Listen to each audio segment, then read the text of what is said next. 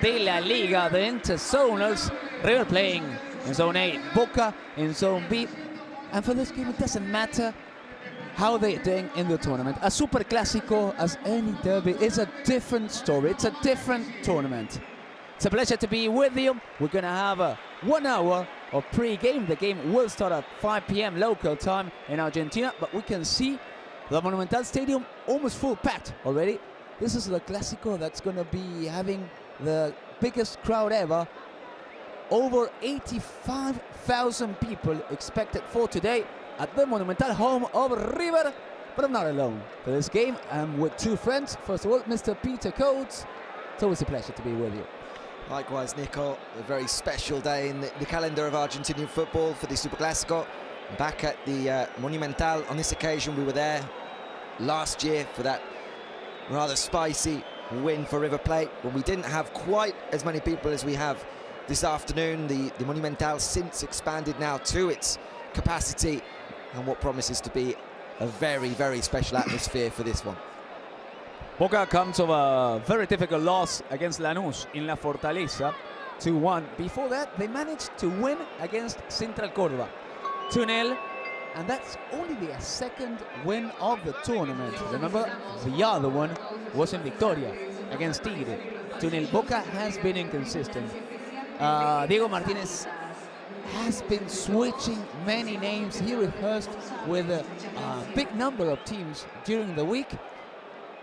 And despite the fact that we have an unofficial confirmation, we are kind of surprised with a few names. We are still waiting for River. River has a major doubt for today.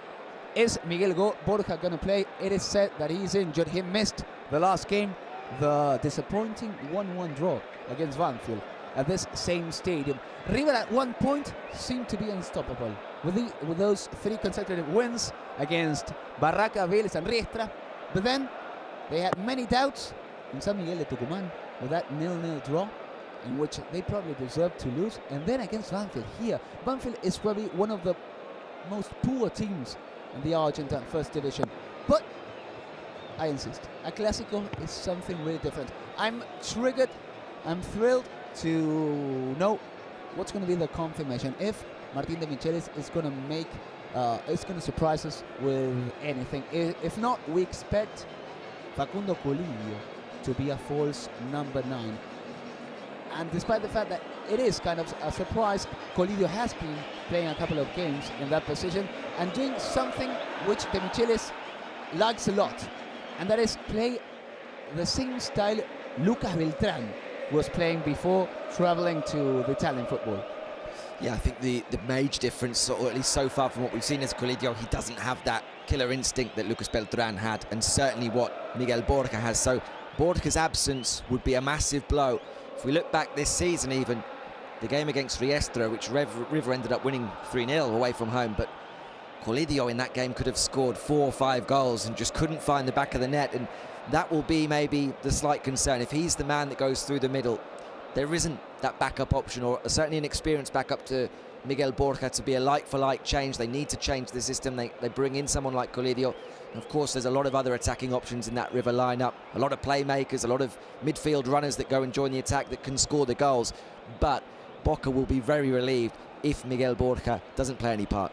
Of course, we're not alone for this coverage, and we have the honor to work with a friend that we can also invite to this discussion. Juan Arango, good afternoon to you. Good afternoon, and hearing you guys talk, well, River just confirmed their lineup a little while ago, and we'll have that in just a couple of minutes as we look at a matchup that has a lot of uncertainties on both ends because, of course, obviously, the most probable of situations, and if you look at, well, pundits and betting lines and things of that nature, you would probably end up hearing many say River had the advantage coming into this encounter. If River were to win, that would really put Diego Martinez in a very delicate situation, gentlemen, in terms of his continuity, in terms of whether he continues with the same momentum. And mind you, we're only talking about a coach that has been in charge of Boca, what, 5 weeks? A little more, maybe 6? That's what ends up being what this Clásico does have in terms of consequences. In terms of River, if Boca ends up winning, Well, again, the pressure and all of the criticisms that have been over Martín de Michelis to begin to loom again, and the question marks begin to rise again in terms of whether he's the guy for the job, whether he's the one that ends up being the designated one, knowing that once again the shadow of Marcelo Gallardo starts to loom over him as well. It's a good point, what we are bringing, and also with the confirmation of River that we're going to have in a few seconds. We're going to go one by one. But the Michelis is risking. We all thought, or what it was said during the week in Argentina, is that the Michelis was going to play with two holding midfielders. It was either Aliendro and the Uruguayan Fonseca. It was either Aliendro and Villagra. It was either Villagra and Fonseca. Well, it's only Villagra. And the big surprise is that he's also including Pablo Solari. So this would be like a kind of 4-1-3-2. Very offensive to maintain the possession. But we are not alone for this game. We're going to continue with this. But I would like to go with another of the journalists that we have for this coverage. Francisco Aure is in the surroundings of the stadium, and I'm sure he has a couple of testimonies of the fans getting inside of the stadium. Fran, let's go with you. Guys, good afternoon, everybody. It's a great pleasure to share once again the Superclásico live on AFAplay. People is slowly entering the Monumental, where we expected to have the biggest, the most crowded Superclásico ever in history of football. Over 80,000 people will be, and we are talking with some of the fans. ¿Cómo están? ¿De dónde son? Acá de Buenos Aires.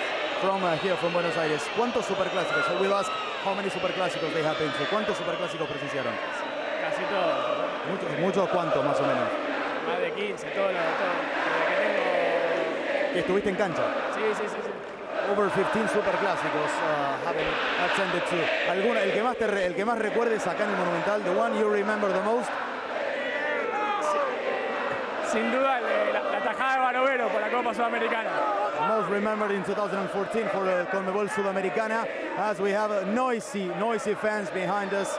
¿Qué partido te animas a tirar un resultado? Prediction in the result for today. ¿Qué resultado tiras hoy?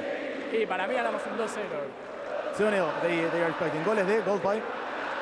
Colidio y Barquito. Le tenés fe a Colidio. Sí, hoy se va a destapar, hoy va a ser su gran partido. Trusting in Facundo Colidio and Ezequiel Barcos, the goal scorers. Chicos, gracias, disfruten el partido. Muchas gracias, chao. Some fans that are arriving to the stadium to enjoy this Superclásico live on AFAplay all around the world. Thank you, Fran. Thank you for your wonderful work as always. Well, the color that we have in Argentina for every single derby, but especially for the Superclásico, is something really different. Let's analyze, guys. What would you like to go with first, River or Boca? Because before entering on air, we were just talking here with Peter.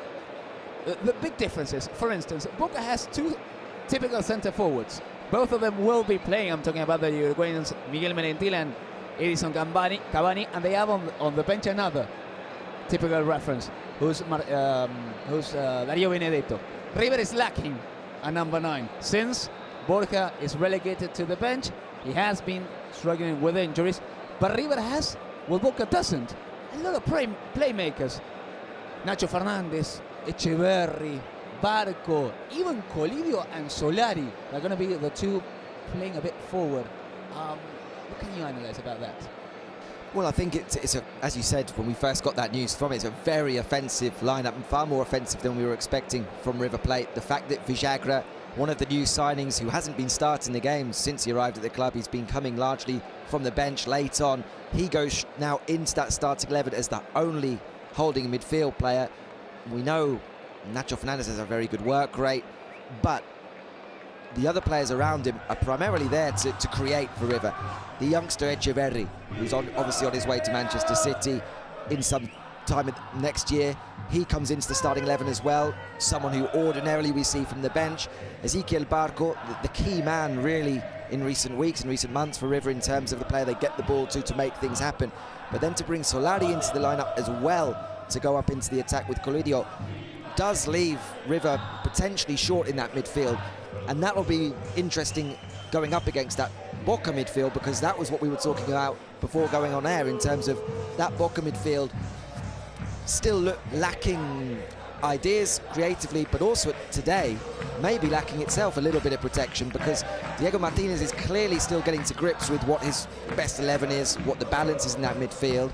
He's obviously happy that he's got back Eki Fernandez and Christian Medina from Argentina under-23 duty. They've gone straight back into the side, but without Campuzano, without Paul Fernandez, there aren't other natural central midfield options there, so it's a really big ask for the rest of that midfield to carry out both their defensive duties but also get forward and create the chances necessary for Miguel Merentiel and Edinson Cavani. And Juan, we can understand that Martín de Michelis is betting on having the possession, controlling the ball always. The problem is that you do not always have the possession. Who's going to help Rodrigo Villagra to recover the ball when Boca has it? I think that responsibility is going to have to lie on Nacho Fernandez. If you start analyzing a bit, of course, Villagra will be the one that has to be in charge of kind of protecting their back, being able to not allow the ball to get past that offensive end, and also leave a very, there's one question mark that hasn't been really delved into, and hasn't been tested that often so far in 2024, is how strong is River's back line? Last year there were a lot of susceptibilities on that team, a lot in that sector of the pitch. There were a lot of times that mistakes, and especially teams that were very good in transition, were very effective against them. And that was a big thing. Now, Boca, are they a transition team? No, but they do have players that can transition. It's two completely different things. So that's one thing to look at. To me, Nacho Fernandez has to play a little bit more internally, because you start getting and running into Pablo Solari a lot. Solari's going to be more out wide coming in. Nacho Fernandez needs more control in the middle, and they need numbers in the middle. That's why Fernandez ends up being that player. Maybe even you look at Herrera to be more of a support valve in terms of trying to play that ball out, being the transporter, if you will, alongside Enzo Diaz. So there's a lot of ways and a lot of options compared to Boca that River do have, that they can really start shifting and adjusting to different contexts of the match. It's going to be interesting to see how they do it compared to what Boca is going to be able to throw at them. Yeah, it's a good point. It's a good point to bring in Nacho Fernandez to that position. Maybe when you were telling us or analyzing that, Juan, I was remembering the last time, the last couple of months of Nico de la Cruz, starting from behind. Maybe, despite the fact that it's a different kind of player, Nico de la Cruz is much more explosive. Nacho Fernandez is a more mental player, but maybe doing a similar role. Yeah, I think so too. I mean, at this stage, Nacho isn't as explosive, but we'll see what ends up going. Well, it's a good opportunity then, because we are talking, because we know who are the 11 starters for the two sides. Peter, who are the players that have been decided by Martín de Michelis officially now? Yeah, as we just seen and we've been discussing, the River lineup with Franco Amari in goal, the back four with Herrera, González Pérez, Paulo Diaz and Enzo Diaz. Rodrigo Villagra, as we've been saying, is that sole holding midfielder, with the other three in front of him, Nacho Fernandez, Claudio Echeverri and Ezequiel Barco, and then Pablo Solari partnering for Facundo Colidio in attack.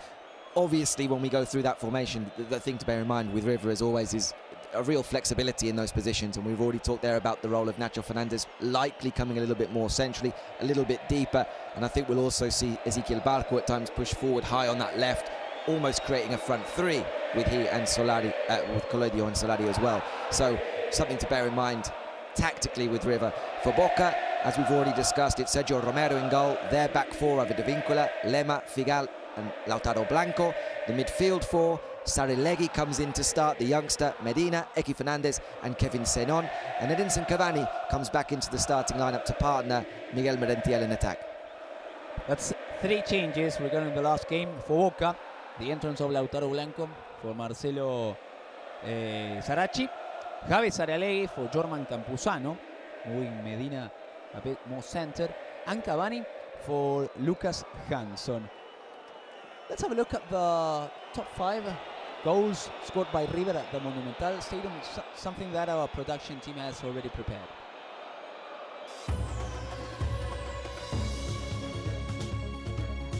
We'll take a look at the best goals scored by River in the Superclásico at the Monumental, starting with number 5 from back in October of 1999. And this goal scored by Juan Pablo Angel, a player very well known to those in England, of course, with his time with Aston Villa, the Colombian, opening the scoring with this fine right-footed shot from outside the box, past his countryman Oscar Córdoba in the Boca goal.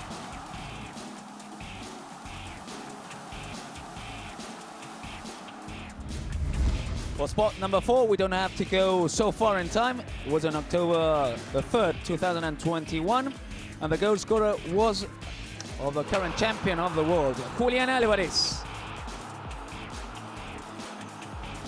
He had the whole play, got Campuzano off his back, and put a right-footed short pass to Agustín Rossi. It was a 2-1 victory for the Millonarios, with goals scored by Julián Álvarez, before, of course, being transferred to Man City.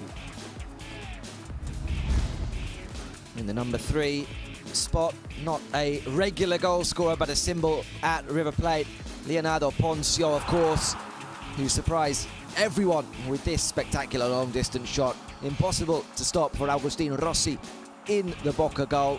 It was back in November of 2017 in a 2-1 defeat, but this goal remaining in the memory, his 10th goal for River and the last of his illustrious career. For spot number 2, we go to the Apertura Tournament 1999. How to forget, impossible to forget this great goal by Pablo César Aimar. Aimar today working at the Argentine national team. Beautiful finish by the Payasito, who after Estrada's pass controlled the ball with his chest, touched it over Oscar Córdoba. River ended winning 2-0, and it was a streak of 9 Superclásicos without a win that River was finishing. And our number 1 Superclásico goal coming back in 1981, Juan José López with this spectacular strike from close to halfway. The Boca goalkeeper ending up in the back of the net was Carlos Antonio Pantera Rodriguez. What a strike from López in a 2-2 draw.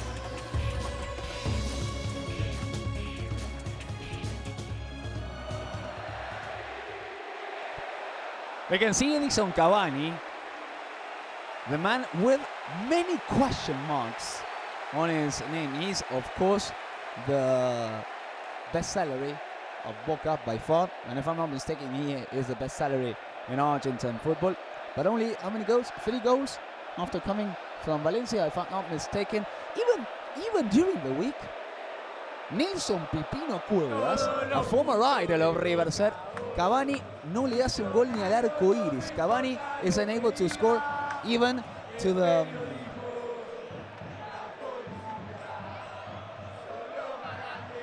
Cavani is unable to score. If it's a goal, if it's the size of the rainbow. Yeah, exactly, the rainbow. There you go.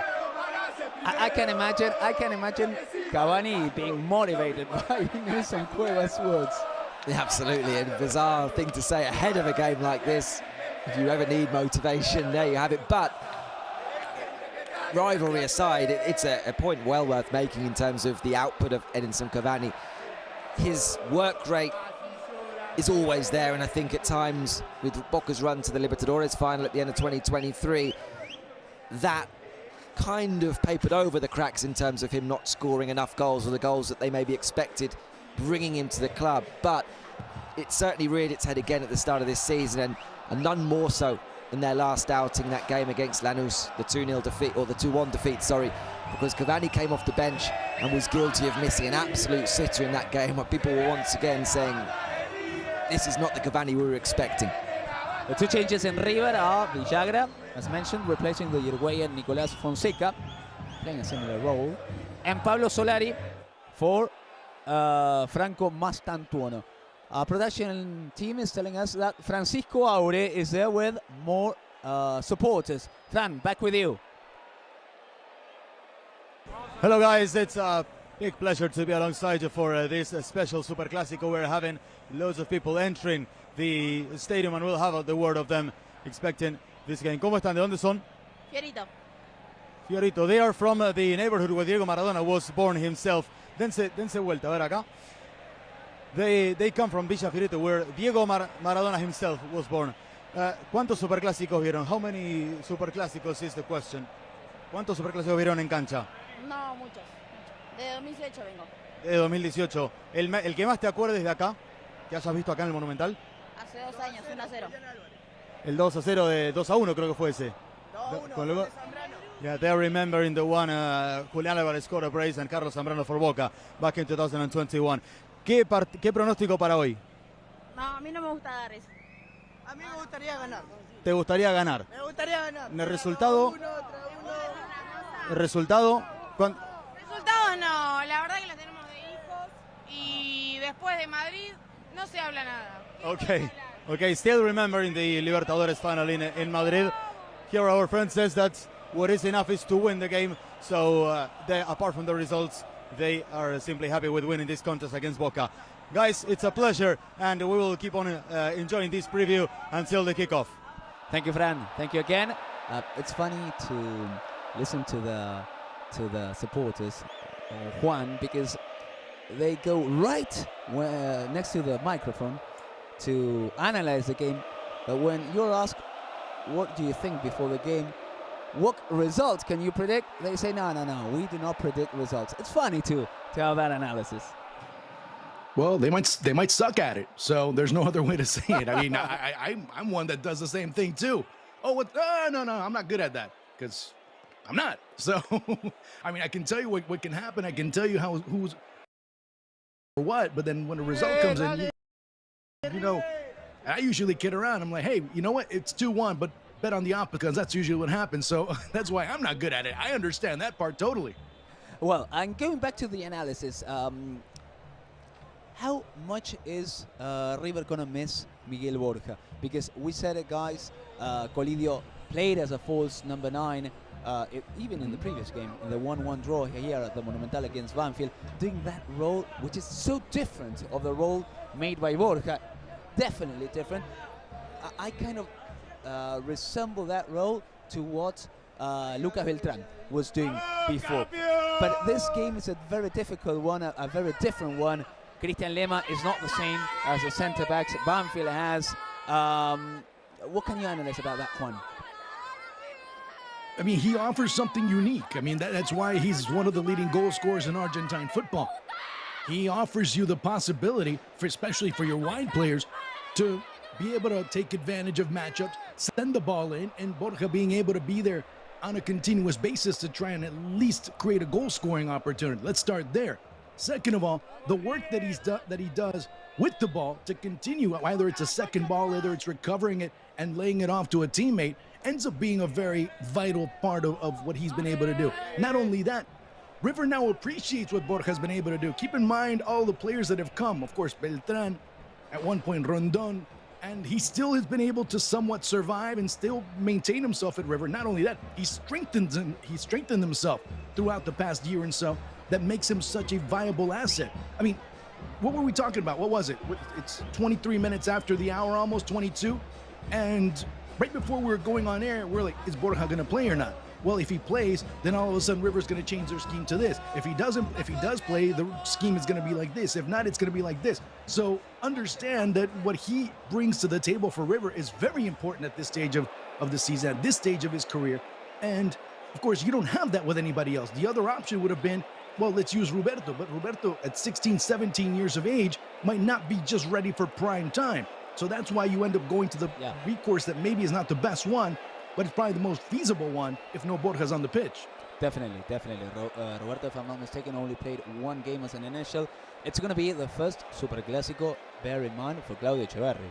The first one as an initial at the top flight, and he's only 18 years old. Matantuono was an initial last game. He has a wonderful future ahead of him, but this is, of course, a Superclásico. Before the analysis continues, we have already enjoyed the best 5 goals of River playing here at the Monumental. Let's see the best 5 goals scored by Boca at the Monumental.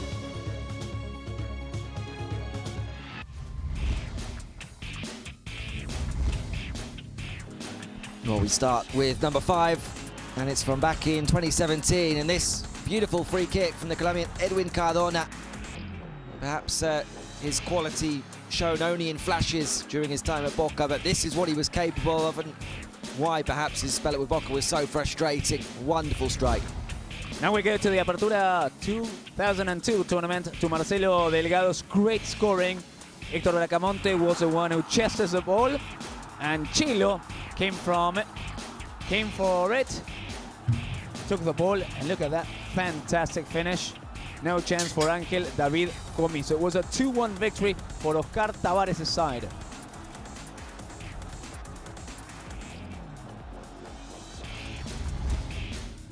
Number 3, and we travel back to March 7th, 1982.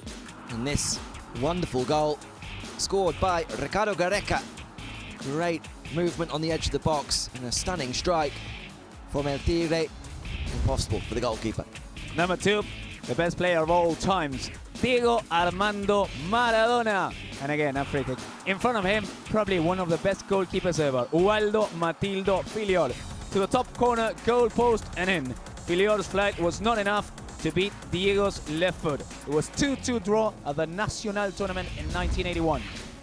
And the top spot goes to Carlos Tevez back on December 11th, 2016. Boca turning it around against River.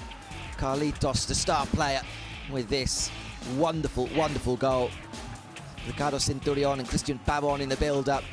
But that was all about Carlos Tevez on the way to a 4-2 win here at the Monumental.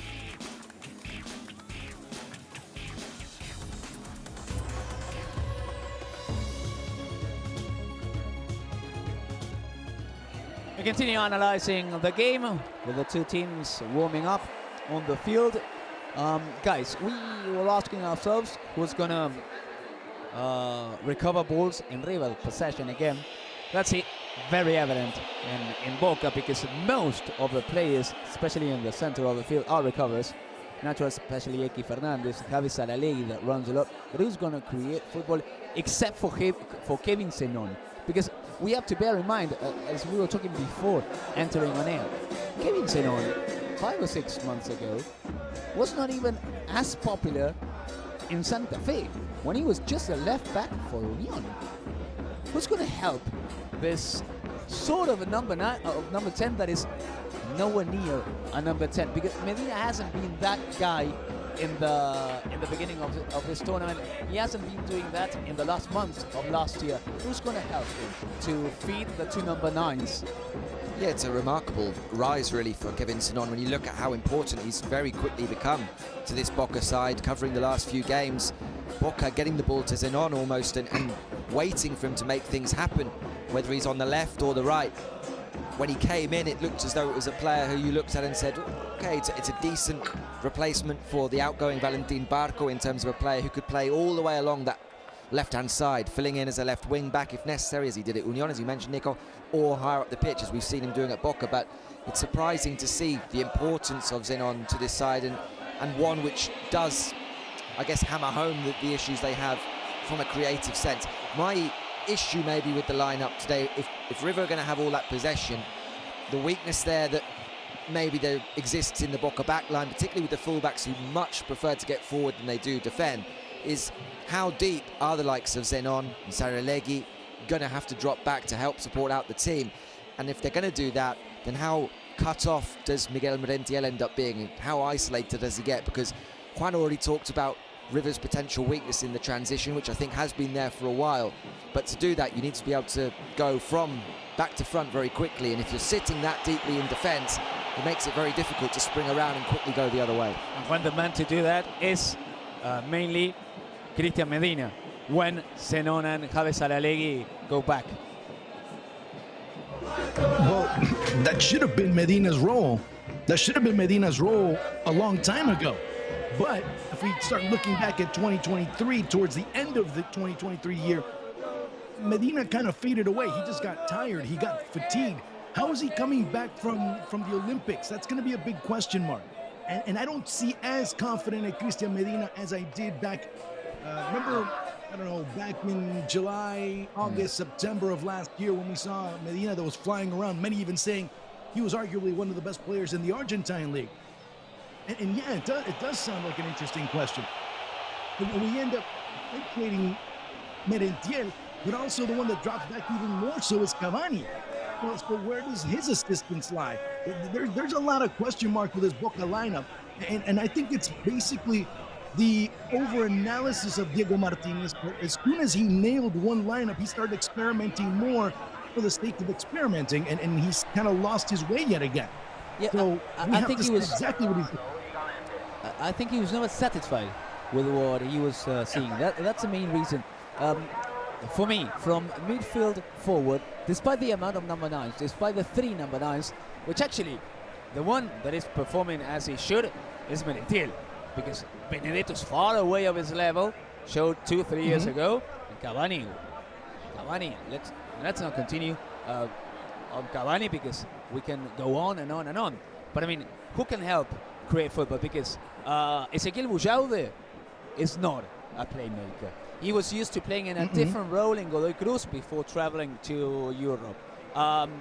Luca Langoni has been dealing with injuries, coming in and out all of the time. Ezequiel Changuito Ceballos, poor him, is never fit to play. He's always injured, and he's going to be missing many months. And then what do we have? Luca Hanson, who, by the way, the last month in Vélez was no good at all. He's not an elite player for Boca. So it was a kind of odd transfer window again for Boca. You have 3 right backs on the roster, Advíncula, Blondel, Weigand. You have 3 left backs. I mean, I understand bringing in Lucas Blanco, Lautaro Blanco. Lautaro Blanco is probably the best of the 3. But you had before Frank Fabra, and you have also Marcelo Saracchi, which, by the way, is clearly the sub for Martinez. And Fabra is not going to be playing anymore, I believe, for Martinez. But instead of insisting with a playmaker, somebody who thinks, somebody who creates football, somebody who makes a pause in order to assist the 2 number 9s, you end up bringing defensive players. That's Can I even go as crazy as mentioning Advíncula? Yeah, definitely. He would probably be one. Well, Advíncula was Boca's top scorer of the last Libertadores. Yes, sir. So that's why I have to add him to that list, because not only that, he was one of their top assist makers as well. So you depend a lot on Advíncula down the right-hand side to give not only just balance going from front to back, but also from one side to the other. Because Boca still, and of course, even going back to the Sebastián Villa days, you would have a team that was very dependent on that left side. And now with Advíncula, at least there's a semblance of something being established down that right. This is a confirmation for River, Peter. Yeah, we're just saying, as we've already been through, Amani in goal, Herrera, González Pérez, Pablo Díaz, Enzo Díaz, Villagra, Nacho Fernández, Echeverri, Barco, Pablo Solari and Colidio as that starting River Plate 11. A 4-1-3-2 as we see on the screen there, but I think as we've already analysed and discussed at some length already with that River lineup, we can expect a bit of variety, particularly from that midfield in the attack for River. Yeah, Fernandez dropping a bit back and Solari going to the right. Of course, the options on the bench, the most important one, the biggest name is, of course, Miguel Borja. And this is Boca, Peter. Yeah, Boca also on paper with the 4-1-3-2. Sergio Romero in goal, Advíncula, Lema, Figal, Blanco across the defence, Eki Fernandez holding, Saralegui, Medina and Zenon making up the rest of that midfield, and Cavani coming in to partner Miguel Merentiel. 3 changes from the team that lost against Lanús last time out, with Hansen, Campuzano and Saracchi being the 3 that made way. One of the questions during the week in River was Marcelo Herrera was never ended up being an initial 100% for Marcelo Gallardo, never an initial 100% for Martín de Michelis. And the question was, is it going to be time for Agustín Santana? Agustín Santana is much more offensive. He goes forward a lot. We saw him scoring many goals last year, especially in the beginning of the year in Defensa y Justicia when he came from Uruguay. But now, Juan, we can understand why Marcelo Herrera is playing, not only because of his experience, but also knowing with defenders a bit more. He played tons of times with the other 3, and also bringing a bit more of defensive-minded style every time they have to go back. Yeah, and add to that, Santana hasn't had much playing time at River ever since he arrived. So do you throw him into the fire immediately? Well, based on what they saw him and how he ended up being one of the main protagonists of the transfer market, I would have said yes, but not according to Martín de Michelis. Keep in mind the right backs that River have used throughout the past year and a half. I mean, obviously, Milton Casco can be mentioned, Herrera, well, even Rojas. Santiago Solani, or excuse me, who was it? Santiago Simón was used as a right back. Robert Rojas before that. Remember when Marcelo right, Gallardo yes. was here?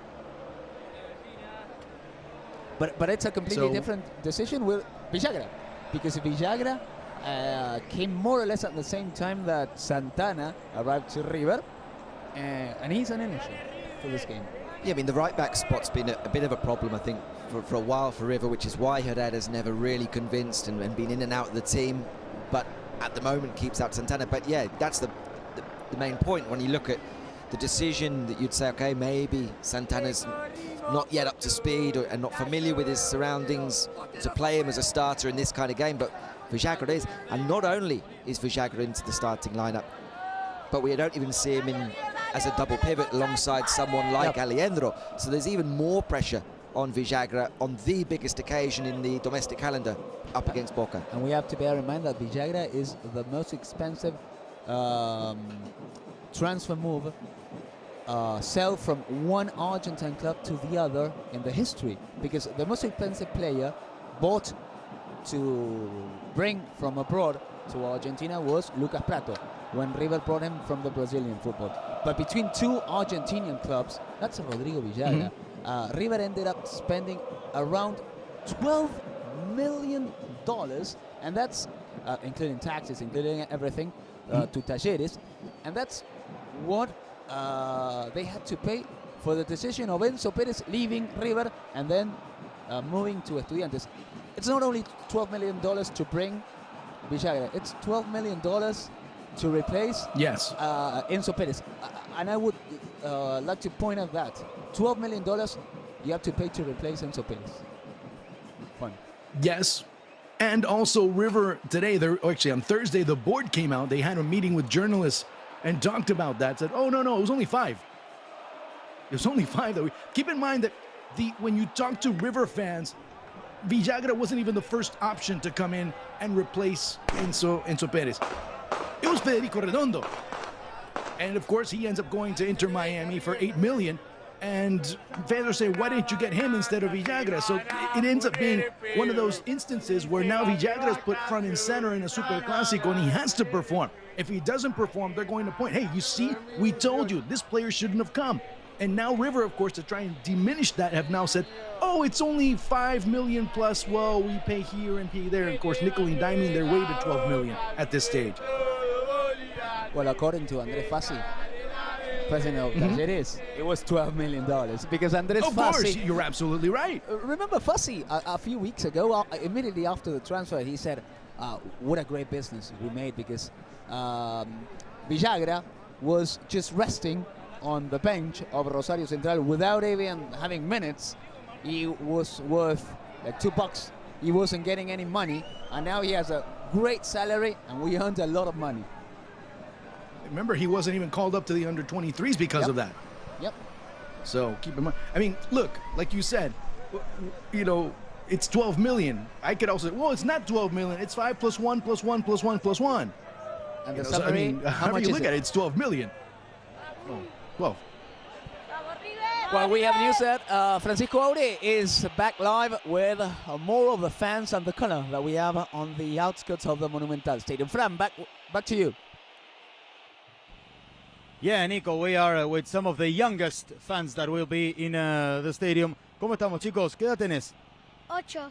8 years old for him. ¿Vos qué edad tenés?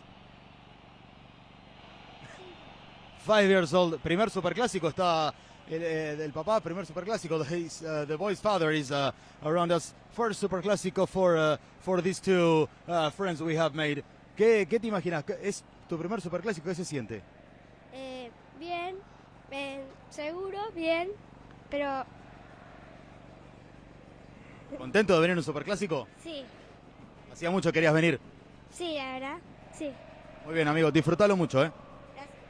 Campeón, tu primer Superclásico, ¿estás contento? Sí. Buenísimo, vamos a disfrutarlo, es un lindo partido. They say they are very happy to live their first Superclásico. 8 years old, 5 years old, these two new fans that will enjoy their Superclásico, and for the first time will leave it in the Mas Monumental right next to us. Nico, Juan, Peter, we are enjoying these last minutes prior to the kickoff with River Plate and Boca coming up next. Fran, thank you very much. Excellent job, as always. But let's have a look at what happened the last time these two sides met at the Monumental Stadium. Remember, May 7th, 2023, a game that had a lot of ingredients to discuss. Let's go ahead and see what happened there.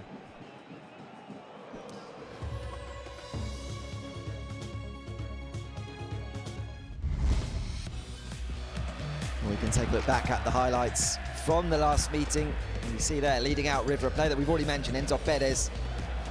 We were at the stadium that afternoon. Monumental having gone under its refurbishments, but not to the capacity it is now. And River starting well. Nacho Fernandez here, forcing Sergio Romero into a really good save early on. Fingertips getting down just to put that one round the post. In the second half, Romero was again called into action, as he was called here to tip a fierce drive from Nico de la Cruz over the crossbar, ensuring the game stayed all square. Nacho Fernandez went even closer, or sorry, Pablo Solari went even closer to finally giving River the breakthrough. Ezequiel Barco and Nacho Fernandez involved in the build-up. Solari, with the help of deflection, sending that one against the post. Franco Armani also busy as well, as he kept out this free kick. Both teams pushing for a winner, and then the flashpoint. Late in the game, a penalty awarded for this challenge on Pablo Solari. Agustin Sanders coming in with the challenge, one which still probably sparks debate in Buenos Aires, but Miguel Borja eventually stepped up, sent Romero the wrong way, and gave River the win. A penalty which sparked some fairly ugly scenes at full time. Importance of Miguel Borja at that game. We can see what an image of the Monumental Stadium. We do not have the official confirmation of the amount of people, but now it's being said that it's going to be around 87,000 people. 87,000 people. Juan, for the we can all agree this is the biggest rivalry in sports ever along the world. Is it? If it's not, it's there. I mean, I would say it is, but if it's not, it's surely there. And it's not you or Peter or myself saying it. I mean, there's been all sorts of rankings and all sorts of polls and all sorts of things that have been done in Europe that have put this either 1, 2, or 3 in terms of rivalry. So, like I said, I mean, yeah, you could say other rivalries. It's all a case of taste and all a case of your respective sporting palette. But very, very, I mean, if there's one that tops this one, please tell me. Yeah, I don't have another one. Peter? No, I mean, as Juan said, there's a conversation. There's obviously a number of fierce rivalries that you can look at around the world, but I will be damned if anyone can name one which is bigger than River Boca. And on days like this is when you really see it. I mean, the Monumental in its state now as well, even more so. A real spectacle. Yeah, and that phrase that you said, even now, even more, brings something different, because after the different changes in the remodelations that the Monumental had, the pressure on the fans is incredibly different. I mean, we always were used to, we grew up saying that we understand the Monumental Stadium can be a little bit prettier, the Monumental Stadium is bigger, it's a bit more comfortable, but La Bombonera has a pressure that the Monumental does not bring. Well, now the Monumental brings it. Yeah, definitely. Exactly. I mean, you can see perfectly from the aerial shot as well of those holes that have now filled in and brought the supporters really close to the pitch. It creates a much, much better and fiercer atmosphere here, and on days like this is when you really sense it. But really, since the renovations have taken place, the River Stadium for every single home game is packed out and has created this great atmosphere. there's not a single team in Argentina that has an average in amount of fans every game as River. And in the last polls in the world, River was even over Borussia Dortmund. That historically, Borussia Dortmund was one of the teams, the German, that had the biggest average, I mean, of fans every single game. We have around 80,000 people every single time. We all know that the final of the Libertadores will be played in Buenos Aires. The AFA confirmed it around a month ago. We are still waiting for the confirmation of the stadium. But to be honest, we don't need the confirmation. We all know, Juan, it's going to be here. This not. This is also Argentina's historical home, and I mean, now with the renovations, it would be a surprise not to see the final here. It would be. It just all depends on who the finalists are at the end of the day. And many don't want to just say one stadium or one venue just for those reasons and logistical reasons. Of course, it wouldn't, I mean, let's say for hypothetical reasons, you're at an 87,000 seats to 85,000 seat stadium, and for some reason, two minor clubs end up coming into the final. And you end up having a cavernous stadium there, and well, it doesn't look good for television. So they've said that maybe there's an outside shot that Vélez would have it. But I don't, and I say this honestly, I don't see another stadium that can fill and can be used for a tournament or a final of that ilk to, you know, that can be used other than the Monumental, to be quite honest with you. If the poll is, if the decision is between Vélez and River, I have no doubt. Maybe it depends on who the finalists are too. Yeah, but you have to confirm it if before. If it's Flamengo and Palmeiras, for example, yeah, the stadium's going to get filled. If it's not, then, you know, look, an Ecuadorian team or Colombian team, no, it's going to be much less. Yeah, the problem is that you have to confirm that before knowing who the finalists are. But, well, exactly. We can expect anything. I mean, we had a final played in Madrid, and so well, anyway, then we can have anything. Your last thoughts on the game, Peter? No, as always, just looking forward to another chapter in this historic rivalry. You never know exactly what to expect on the pitch. I hope we've shone some light onto maybe what to expect in terms of tactically from both sides, but that all goes out the window once that whistle blows. Okay, well then it's the end of the first part of the coverage. We'll make a very, very tiny break, and we'll be back in less than 30 seconds with the official beginning and the entrance of the two sides. Don't go anywhere.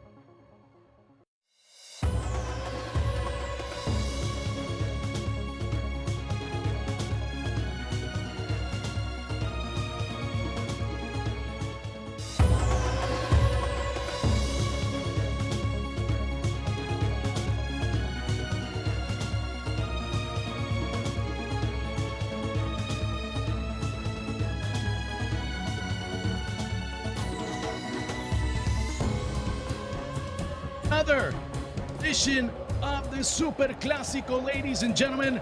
Yes, the biggest rivalry in world football, bar none.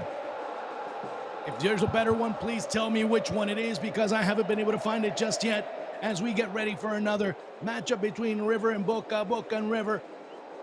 Not only for bragging rights, but also to be able to direct, redirect, or establish themselves completely in the respective Argentine Copa de la Liga, in which both teams, well, they're doing in Boca's case, good in River's case, but it can always be much better. It's always demanded upon them, Peter Coates, exactly what they need to do, exactly what they have to do.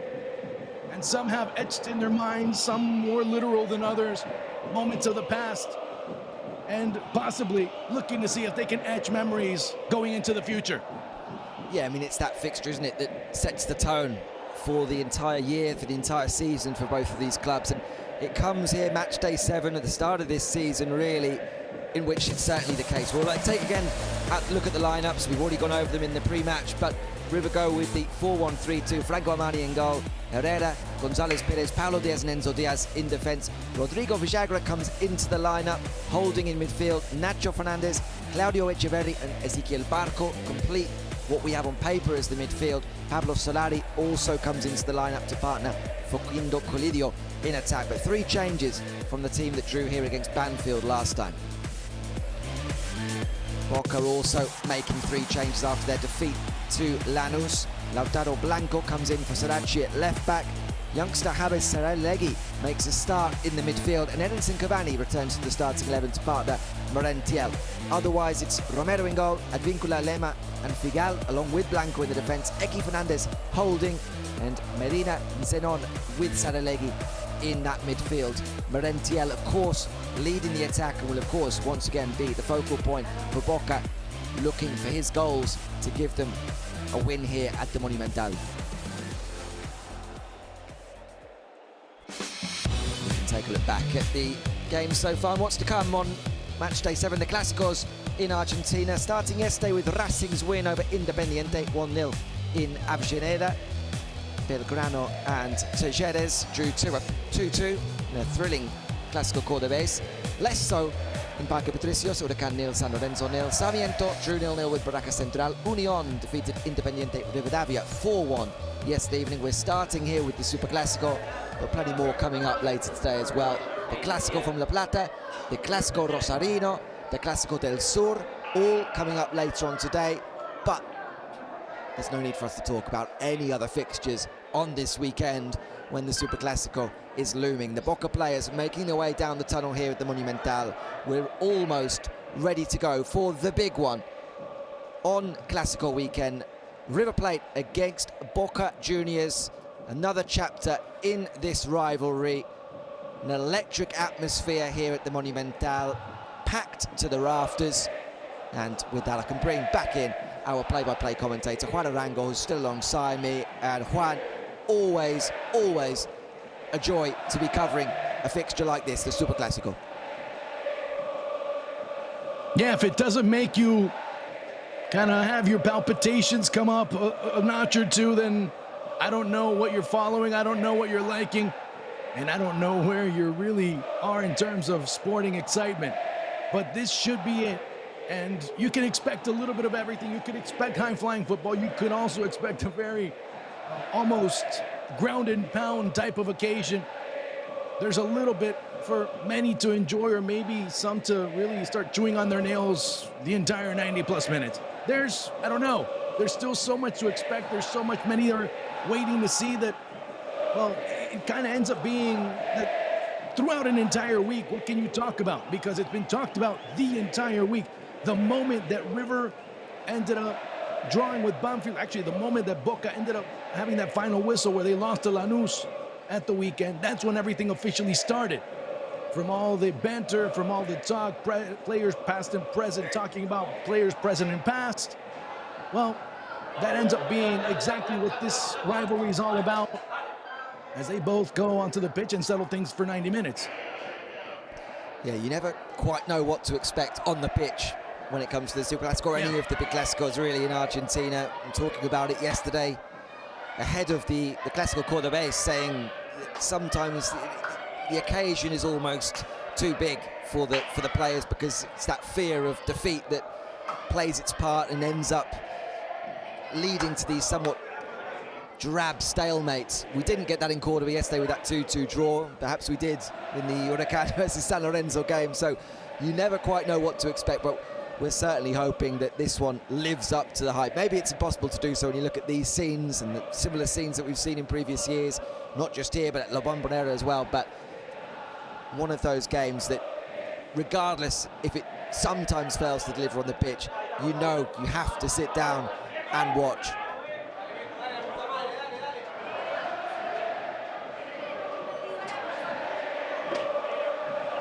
And anything else we may say, we may kind of interject upon, might be additional, maybe even redundant in certain aspects, because on a day like today, the fans are really the ones that do all the talking. And most of the time, in recent times, they've been the ones that have represented the most.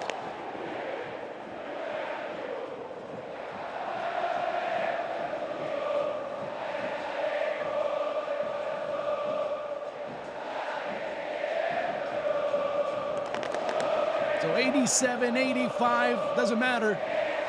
As Jael Falcón Pérez, he'll have the pleasure and the honor of calling one of these matches. For many, one of those that they end up ticking on their proverbial bucket list. Many of us have already done so on multiple occasions. Many of us can remember firsthand exactly what's happened. Some, case in point, looking to see what they can add to their respective footballing careers. As we're just moments away from kickoff here.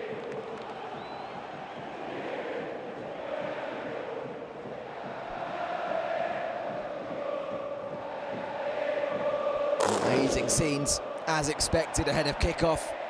A relaxed-looking Martin de Michelis there on the bench, Juan. But as we said in the build-up, a degree of pressure remains on de Michelis because of last year. Yes, they walked to that league title in the first half of the year, but those big question marks then popped up towards the second half of the year in this competition, the Copa de la Liga, in the Libertadores, of course, in the Copa Argentina, and to some extent in how they've started this tournament as well, given the two recent results, Atletico Tucumán and Banfield. Not to beat Boca here at home, and suddenly those voices once again become even louder. I mean, we are all prisoners of the result, aren't we? And Martin de Michelis is no exception to that result, because when it comes to him winning, all of a sudden people start saying in the media, oh yeah, he finally got it. He finally understood it. He finally learned how to coach. It's interesting to say that after he wins, but then he loses right thereafter. Oh, you know, he's lost the dressing room. He's done this, he's done that. So yeah, so there is pressure on Martin de Michelis. There might be even more on Diego Martinez, because, well, if a team's not functioning, and not only that, they start falling behind in their respective group, well, that ends up being a very uphill task to be able to have Boca come back. Remember, they missed the playoffs in the last Copa de la Liga. They can't do it twice in a row. As I said before, Jael Falcón Pérez, referee, he'll be accompanied by Mexico Gismo and Facundo Rodriguez at two assistants. Sebastián Martinez will be the fourth referee. On VAR, it'll be Lucas Novelli. On AVAR, Ivan Núñez. Yeah, it's a big afternoon as well for Diego Martinez, as you say. 6 games in, the first defeat of his tenure last time out against Lanús. Only 2 wins from those 3 draws. Does leave them outside the playoff point, or the playoff spaces in Zone B going into this game, and could leave them with a lot to do if they were to suffer defeat here against River in the remaining games of the group phase, and having lost out on the playoffs at the end of 2023 in what ultimately proved to be a hugely disappointing year, not qualifying for the Libertadores, of course, being the ultimate failure come the end of the year. There is a degree of pressure even on a new manager. That it's not the kind of club where you can come in and say, hey, you've got 6 months to kind of get things right, and come the end of the year we'll see how you're doing. Unfortunately, it's that kind of club It's the status of the club where Diego Martinez knows he has to hit the ground running, and immediately Boca have to be challengers for every single competition they're in.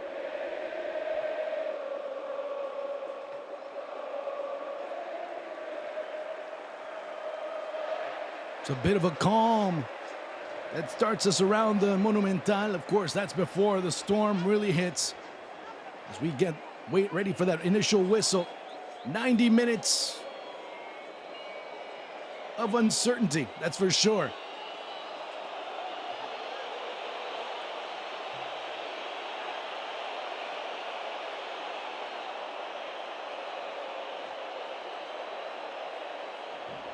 Of course, last time around, they played at La Bombonera. It was a victory for River.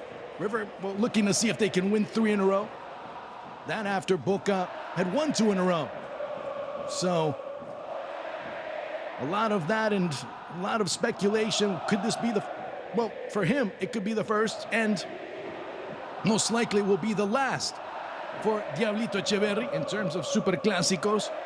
So, he looks to enjoy it as much as possible. All rumors leading for him maybe going to City, or in that case, Girona, as soon as his loan stint does end.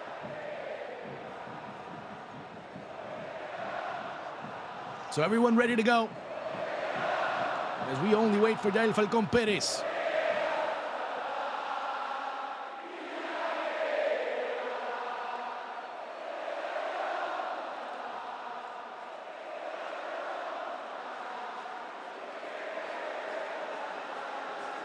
Waiting for the indication from the match coordinators. We're about to get started here at the Estadio Monumental.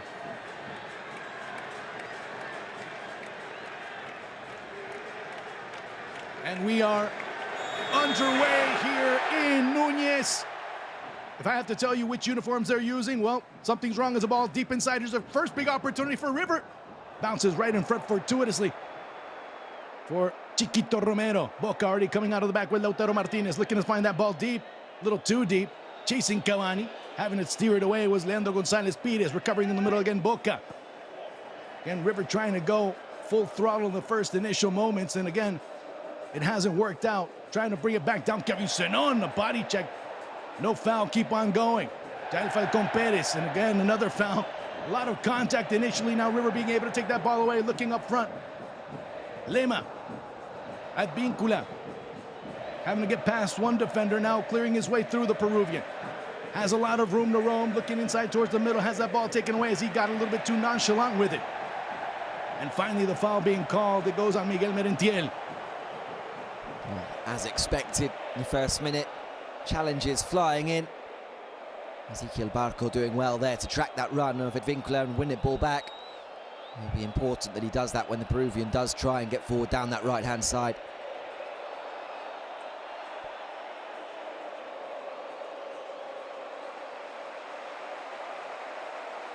Yeah, kind of hard to play on the pitch with that.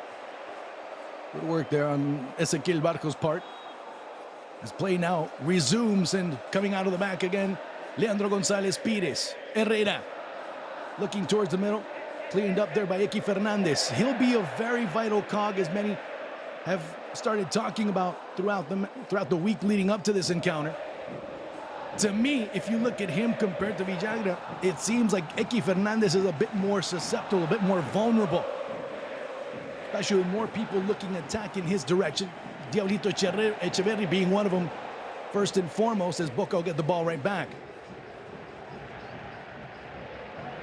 It's going to be so important, the rest of that Boca midfield unit support Icky Fernandez, because we see those midfield runners for River.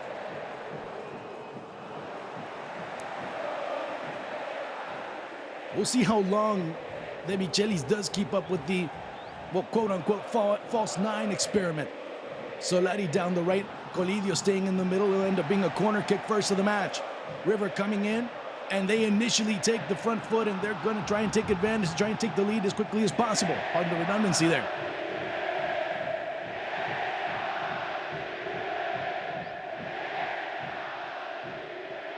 Looking to keep that ball close and tight. Coming out Romero inside of the area, bouncing in all over the place. Another chance that skies up in the air. There's González Pires winding back and whipping it into the stands. Great delivery from Nacho Fernandez, and it drops only yards from the goal. Boca relieved that it just gets away here from Leandro González-Pires, and he can't hook the ball back on target. But a bright start from the home team, looking to get forward and put Boca under pressure early. Romero sends it to Di Michelis, who brings it back down. River quickly playing it quick over into the middle, looking for the Diablito Echeverri. He turns back around, no foul being called. Finally it is, as he's fouled by his former teammate at the under-23s, Eki Fernandez. It'll be a free kick coming up. Boca unable to come out of their own half of the pitch in the initial minutes of this match. Already 4 minutes have gone by. Paulo Diaz.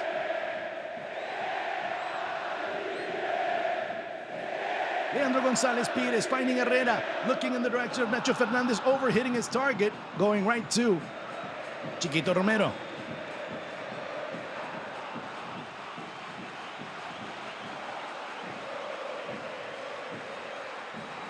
It's a case of trying to overcomplicate things early on, Peter. That's for sure when Boca come out.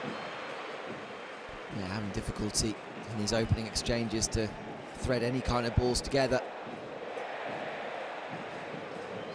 I think this is going to be, or could be, the issue as we talked about in the pre-game, in terms of if River are playing that high up the pitch, Boca having to react, dropping very deep.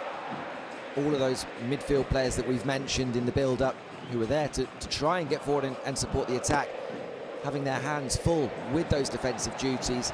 How do Boca then transition and get the ball forward and make those chances for Miguel Merentiel, who's really been the only consistent source of goals that Boca have had over the last 6 months. Eki Fernandez. We have to see first if they survive the storm.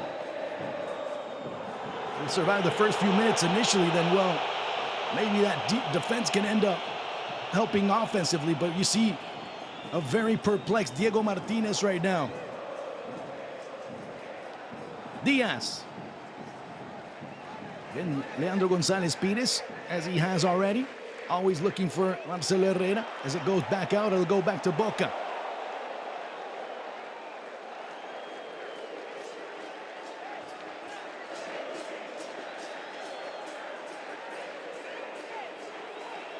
Still minutes passing by, and of course, thank you everyone watching worldwide as Cavani comes in about 2 meters, chested down. And not only that, and we talked about, Peter, now that I have to change it a bit more, is that so far already into this match, almost 6 minutes in, we haven't seen much from Kevin Zenon, and they've done a good job so far. Advíncula cutting back into the middle, looking for Cristian Medina. Medina looking, but not finding, has to drop it back to Zenon. Where's the support? Finally going over to Lautaro Blanco. Medina, Zenon. Boca trying to settle down as best as possible. A good pass to Zenon, anticipated even better. As though Rodrigo Villagra sending it as deep as possible. Was there a foul? Yes, there was.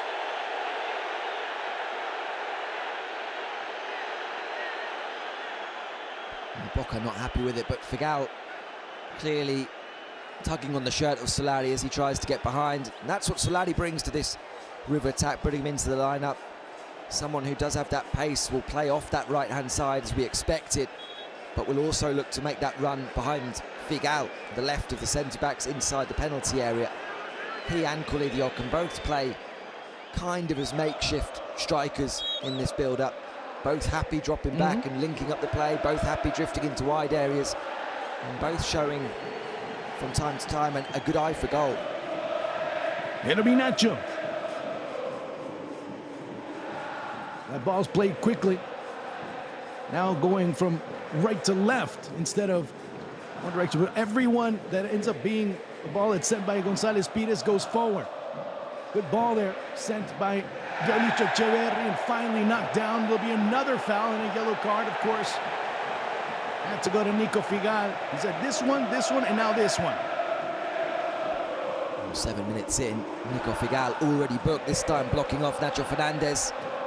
That coming just a minute after he pulls back on Solari. And that's already a concern for Boca, one of the centre-backs carrying a yellow card. Seems to be the norm as of late, hasn't it?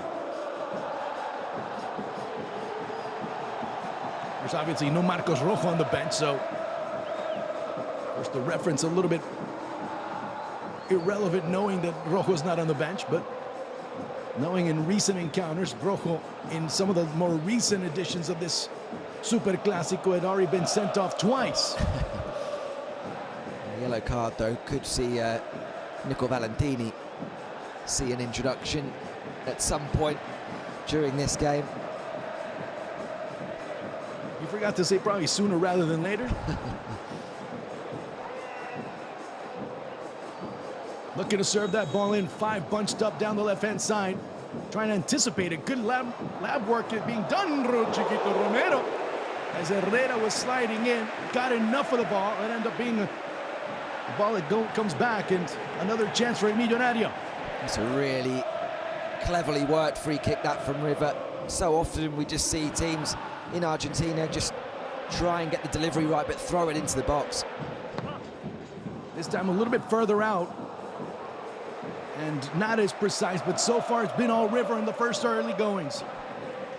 Yeah, this is the free kick again. Just looking for that run of Herrera, who isn't tracked.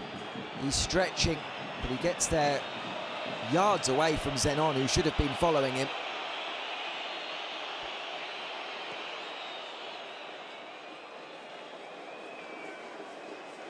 Which, of course, it was great to see that, because a great reference by a former River Plate coach. It was in one of his books, I'll mention in just a second, as Lima comes out. Down the left-hand side, River start to go. And another ball crossed in. Romero, probably the player that has touched the ball the most for Boca so far, playing it back out. Quickly with Kevin Zenon. Cavani. He's groveling on the ground right now as he fell awkwardly. Dan Falcon Perez didn't see what was going on. It goes back to River. Or did see his ankle, how it lands awkwardly? Yeah, I thought that was a free kick, frankly. Herrera coming in, clearly catches Cavani. You see why Boca are a little bit frustrated at the fact that João Falcon Perez waved play on for that challenge. Moments later gives another free kick to River.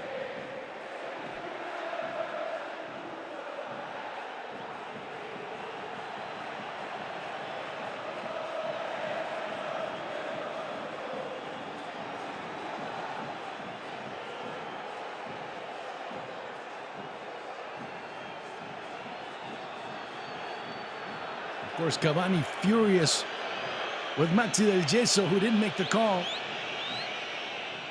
He kept his flag down as the referee, like you said, Peter, kept play going, so River will continue with possession. Paulo Diaz now going forward. He's projecting alongside Enzo Diaz. Is Echeverri looking to reset things inside of the Colidio. He turns back around. Colidio does have Echeverri. Colidio with a service into the area, cleared away. Nobody being able to get on the back end of that ball, as River now continuing to pressure. Quickly played by Herrera.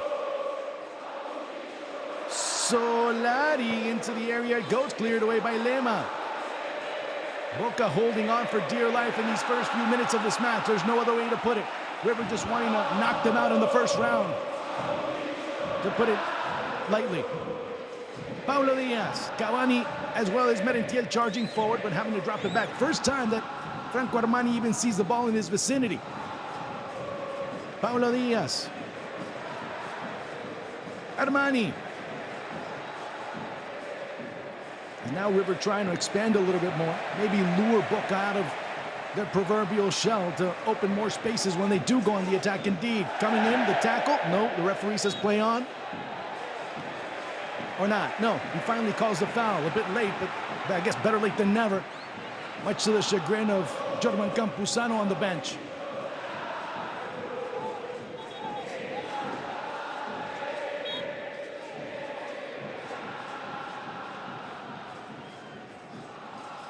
Enzo Diaz.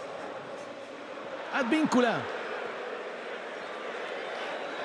Javi Saralegui there was 1v1 against Enzo Diaz, preventing him from coming out. Now it's Paulo Diaz. González Pires. There's very few times you can say Boca have been able to really move the ball around with anything. And not only that, not only is it that they don't maintain the ball, they can't recover it. Yeah, changes again to the lineup for Diego Martinez for this one, and so far you're struggling to see how it's going to work out. Working hard just to contain River, but struggling to find any kind of structure.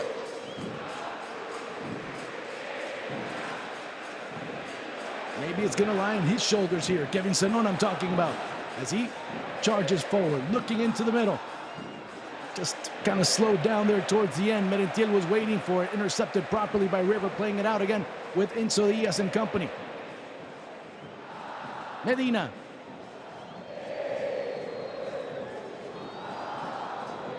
Medina twirling around, trying to do his best alongside Saralegui, who lays the ball off, but it does go out of bounds. Boca with a bit of a reprieve now on River's half of the pitch. A rarity so far in this encounter.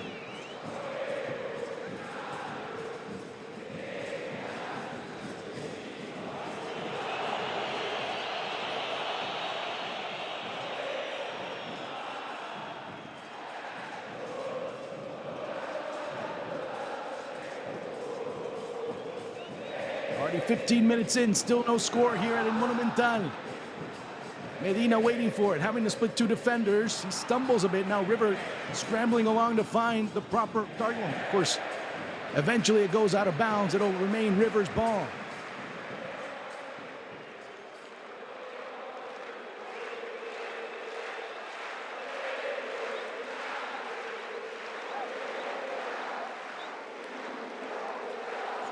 It's crazy to see how Boca have been handled so far in these first few minutes, and how simply or how easy it's been for River to be able to take the ball away and start to manufacture opportunities left and right.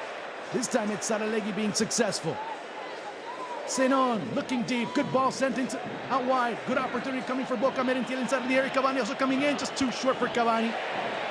As on the track back, it was finally cleared away. Lautaro Blanco being able to get down that left-hand side. It's paramount that he and Advíncula are able to do that down the flanks. As we see in the shape of that Boca midfield, lining up as something like a 4-4-2, but everyone looking to tuck in quite narrow to compete with River and not be outnumbered through the middle. It means it's also more important that those fullbacks do provide that width. Saralegui. Back to Advíncula. Maybe not the best angle to send the ball in, but again, the Peruvian coming out. Saralegui twirling around, finding Zenon down the left-hand side. Good opportunity here for Boca if they play well. And that is the first opportunity for Boca. Yes, it does go wide. But I guess in Diego Martinez's case, baby steps are probably the way to go. Yeah, Zenon in that more central position with Blanco on the overlap out wide, but decides not to use him. Opens up for the shot, inviting for Kevin Zenon. Never troubling Franco Armani, though.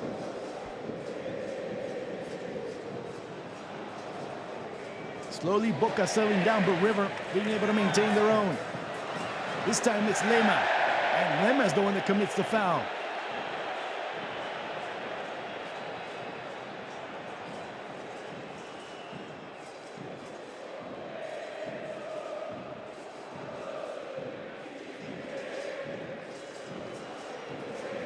It'll be Ezequiel Marco. And each one of the players up top for River, one of the attributes that they all have in common ends up being pace. That when they do press the accelerator, they can really create a great deal of damage. And I think Ezequiel Fernandez gets tripped up. I thought it was a corner for a second. And indeed it is. Attributes as well, Juan, that I think could really cause Boca centrally problems. Pace against Lema, I think movement against Vidal.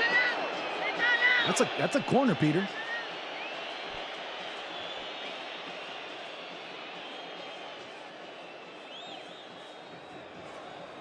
Great take there from our director and of course our production crew. Thank you so much. They're such an essential part of making this happen for everyone.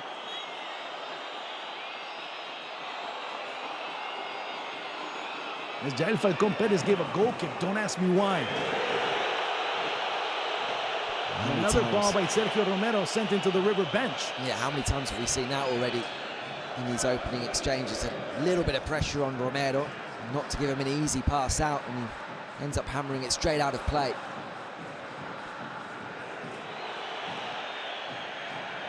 Just seems River flustered Boca so easy whenever they end up going into three quarters. I mean, I'm not even talking when they're threatening. I'm talking about when they just get there. Boca seem to get all out of sorts. Cavani. Just dumping it in for Advíncula.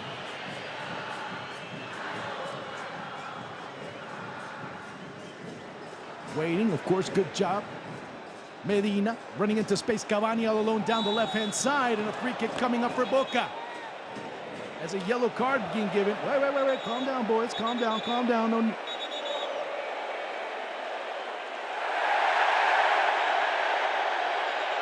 Okay, what's going to happen now? Well, it wouldn't be a Superclásico without a bit of silliness. And it's taken less than 20 minutes for the first Let me take that off that list now. All right, it's checked. All right, we already met our quota. Falcón Pérez was about to get show a yellow card, and he couldn't. One. Yeah, that's one. At least he's giving me time to write them down. Yeah, Nacho Fernandez picks his up for this challenge on Redentiel. Free kick already given, but then González Pires comes in and takes the ball, and that's what sparks what follows between him, Redentiel, Lema.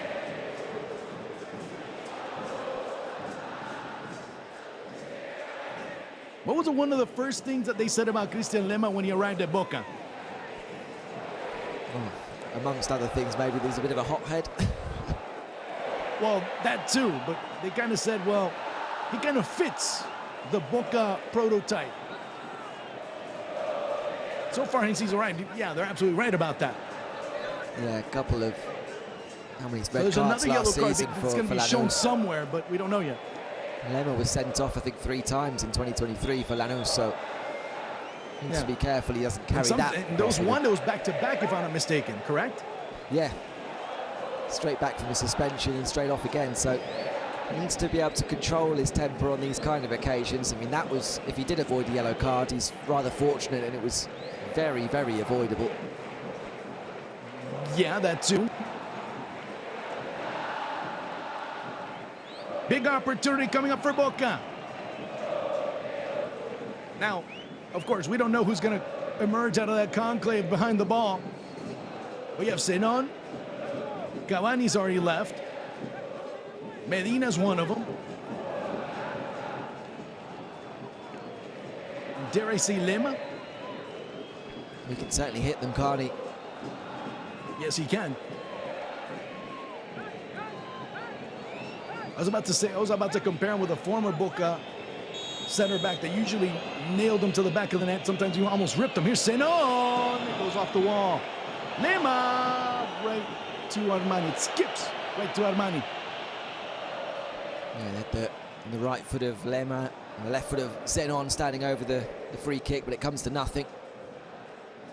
Absolutely nothing, yes.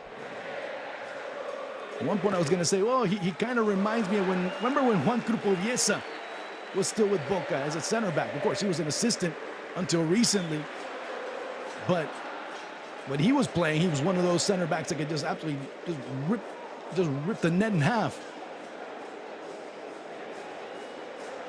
Paulo Diaz, again, González Pires. 23 minutes have gone by. These last few minutes have gone by rather slow. Colidio, getting through the middle, Colidio! Oh, off the post! Unbelievable! Just statuesque, Chiquito Romero. Colidio, brilliant inside of the area, and Boca end up being saved. No foul being called. Now it is. As Jael Falcón waiting maybe a couple of seconds too much, but again, another opportunity for River.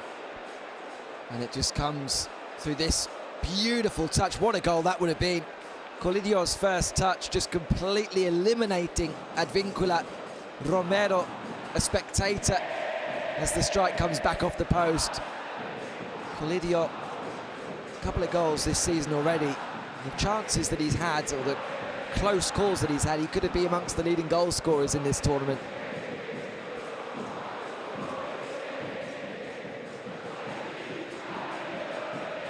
Big moment here for River.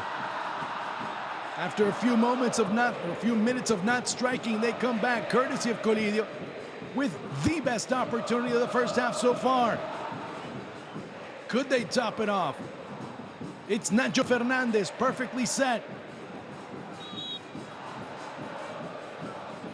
Where's it, Barco? It's Nacho! Just kind of skitters out of bounds, really in a harmless manner. Yeah, it was a long way out. Nacho Fernandez looking to bend one. It was going to take something very special to beat Romero from there. Medina finding Advíncula. This time he can't sprint out of the area, and the ball just trickles across, finding Lautaro Blanco. Blanco trying to get past Nacho Fernandez. Blanco poking it through, but easily sent to González P, or actually to Herrera, who was there patrolling. Now Boca finally recovering. Here's Christian Diaz trying to get through.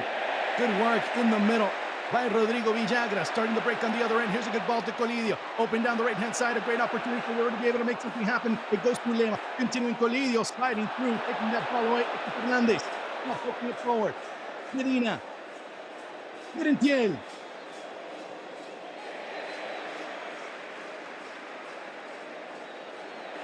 Over again. Against Diaz. Medina. Merentiel. Well, as soon as Cavani ended up breaking, he lost the angle, but he gets bailed out by Villagra, who commits the foul. Another free kick for Boca. Merentiel, clever there. Put his body in the way and invite the contact from Villagra. Goes to ground and picks up this free kick. Not in as good a position as the last one to strike directly on goal.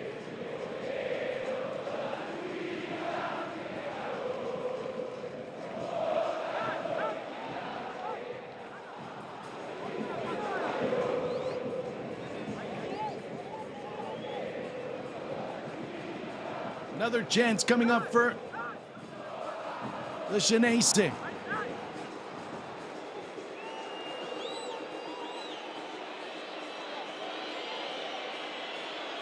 Lema over on the far side. Cavani, well, looking to see if he can find a little crevice where he can find space from, but again, being very cautious, Boca.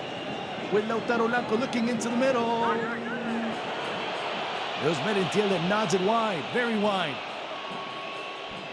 Yeah, Boca look to spread the free kick over onto the left-hand side instead, trying to catch River out. Maybe momentarily they do in terms of Merentiel finding a little pocket of space, but his head is a poor one.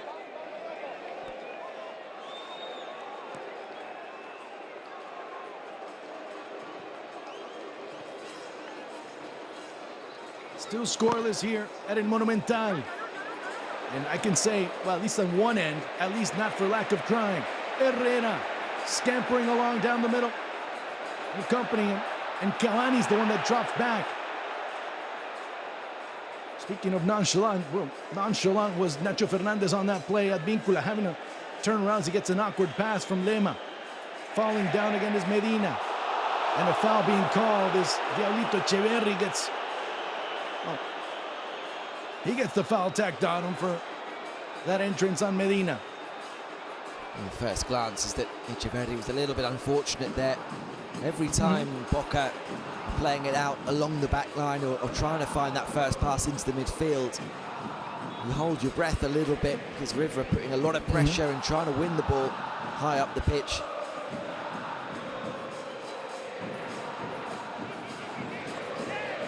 The amount of running both coaches have done is quite incredible. I'm even more impressed with Demichelis because with a suit he's been able to do that much. Him and Diego Martinez have been running back and forth, giving indications the entire time. Great interception by Javi Saralegui as he cuts back inside. Saralegui gets bumped off the ball, no foul. Continue play on the other end, River. Getting tangled up was Ezequiel Barco. Now pushing forward is Advíncula. Looking inside for Cavani as he makes a run inside. Cleared away by Paulo Diaz. It'll be a corner on the other end for Boca. There's a poor ball in the end from Advíncula. A rare free run down that right-hand side after a mistake by Ezequiel Barco. Enzo Diaz caught out of position as well. Advíncula was able just to carry it into that channel.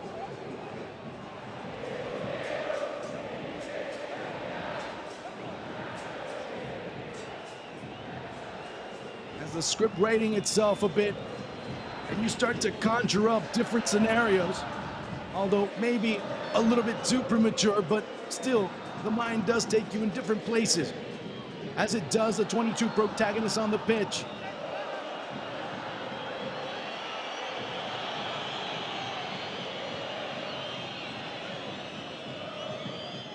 Saralegui, just outside the air, ball that's blocked right en route to goal. And it was Eki Fernandez. Armani into the area, bouncing it for Zenon, trying to play it into the middle. Flying back was Ezequiel Barco to save the day. Now 2 instances where Boca were oh so close. I don't know about making it 1-0, but surely giving Franco Armani a very hard time. Yeah, and highlighting maybe another weakness of Rivers. We talked in the pre-game about the transitions, but I think a lot of River supporters will talk about their failure at times to defend set plays, dating back even pre-Demichelis, but we're seeing it there with a couple of deliveries that River do not defend adequately at all. A free volley there at the back post in acres of space. Well, that's why we've seen in the past year, we've seen River when they face teams that move the ball around well and teams that counter very well, they have a lot of trouble against them.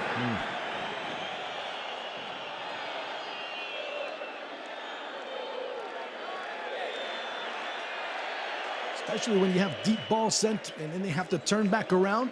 Ends up being a very troublesome situation. Here's Saralegui, waiting with a bit more patience and just unleashed as everything was opening up around him. He took maybe a couple of beats too quick. And there, González Pires saving the day. This was the one before. Look at the number of blue and yellow shirts without a marker even close to them. Cavani.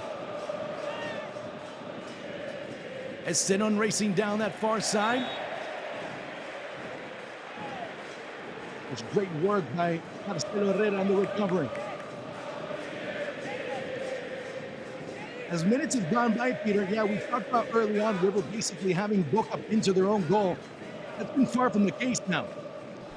Yeah, we're starting to see a little bit more of a balance to this game. River with that intense start high up the pitch. You did wonder how long they'd be able to maintain it. Maybe they were hoping just to try and get that early goal and then be able to settle things down. They weren't able to do so, and now it's given that platform for Boca to be able to build on.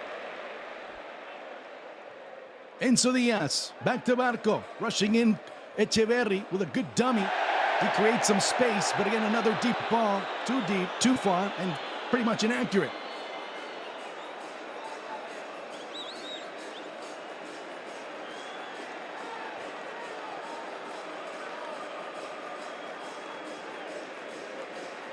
As we get into the 32nd minute of play, still no score here at the Estadio Monumental. Alongside Peter Coates, alongside Nico Samuilov, alongside Francisco Aure, and a whole cast of others. Thank you so much, ladies and gentlemen, for being a part of this, of our coverage of this new edition of the Argentine Superclásico. Colidio. It'll be a free kick for Boca. Dangerous one, may I add. Excuse me, for River. Dangerous one, may I add. Yeah, and a soft one on this occasion for me. There's been a lot of strong challenges, but for me here, Colidio is already deciding he's going to ground after taking a bit of a poor first touch and running into a bit of a dead end.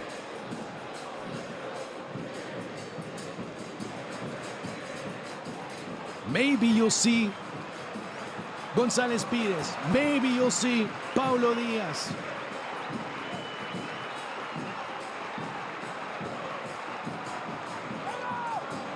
Could it be one of those Superclásicos determined by the blue collar?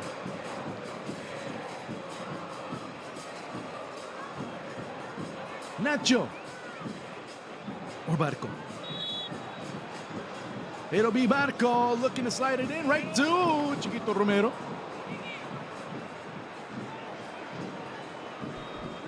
Barco with the right-footed option, bends it on target. Easy in the end for Romero. Advíncula rushing forward, has to lay it off, drop it back. As coming full speed ahead was Colidio. Medina. A lot better movement off the ball by Boca in the past few minutes. Medina. In the middle, Javi Saralegui. Back out wide. Sinon. Saralegui.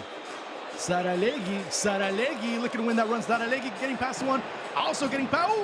He falls down. Nope, no call being called by the referee. Just a bit of an entanglement. Nothing at all. Nothing to see, ladies and gentlemen, as that ball gets past two.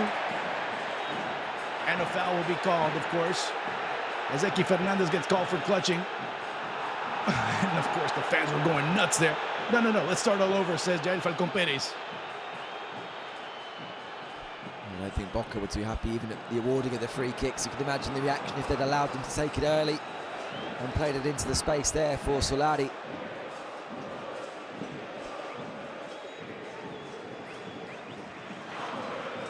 Not exactly sure. Look, I think it was more go sit down and Javier Pinola.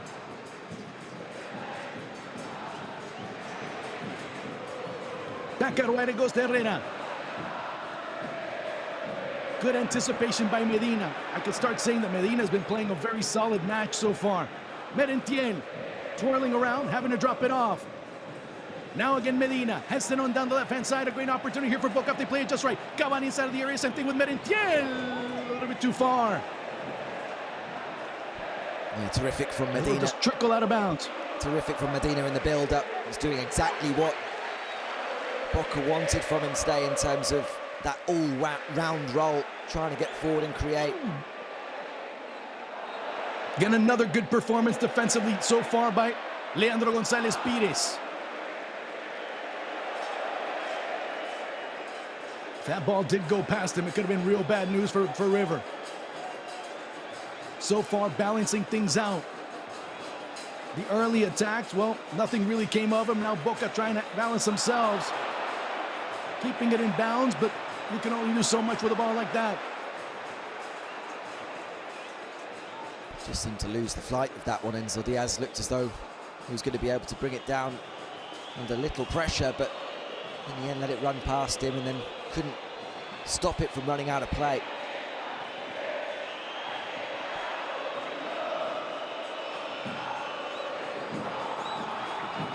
Chiquito Romero. Boca now with a bit more confidence with the ball at their feet. Lema, Advíncula, Medina.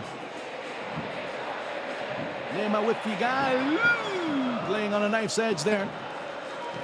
Playing it out of the back with Lautaro Blanco.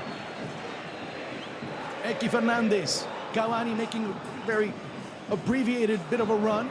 As now Boca losing a ball, a great opportunity here for River to strike back. Here's a great chance for them to take the lead.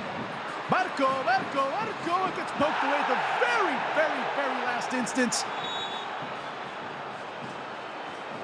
He said, nah, Ito, no problem, get away.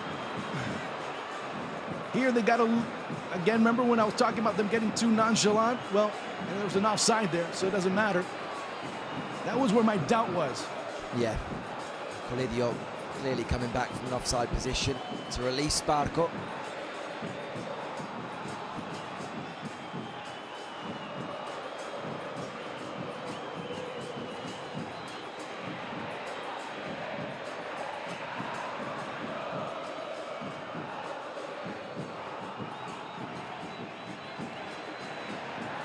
Coming out of the back. Now with Chiquito Romero. Advíncula. Medina. Now River are kind of having things a little bit more time. Saralegui. As he slips, couldn't really put a lot behind that ball, and now River looking to replicate their answer. Easy nutmeg, but Eki Fernandez well positioned. Cavani again. Is it near or is the grass a bit high? Or Boca really can't calculate their passes down on the floor? I think it's more of the latter. Cutting back inside, good work by Figal, cleared away by Blanco, brought back down by Cavani. It didn't go out of bounds according to the referee, play continues. Medina. Again, Saralegui with a bit more confidence. Saralegui. Eki Fernandez.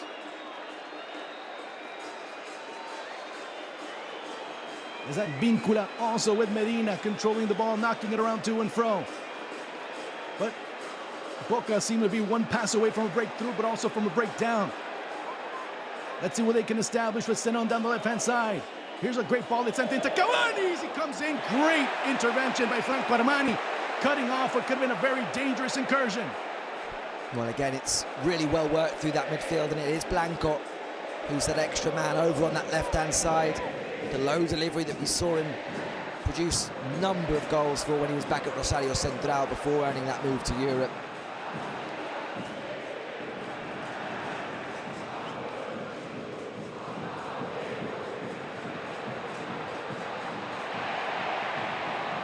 Echeverri, as he gets blocked, as he has that ball taken away from him. Same thing with Herrera. Senon, chipping into space, waiting for Senon to make the run. But Medina there, hurtling around. A great ball by Medina. A great ball to Medina. A great ball that's being maintained by Medina as he battles and wins it back. Villagra. And Boca will maintain possession. This was that chance before. He was offside, though. Yeah, he's well offside, and that comes in towards Cavani. But the build-up play to work the space for Lautaro Blanco, and a little intricate passing to cut through the River midfield involving Medina and Saralegui was excellent.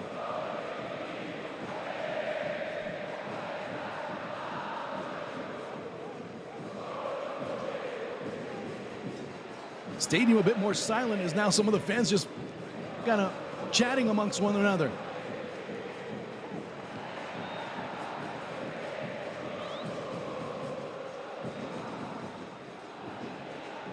Okay, what do you do here?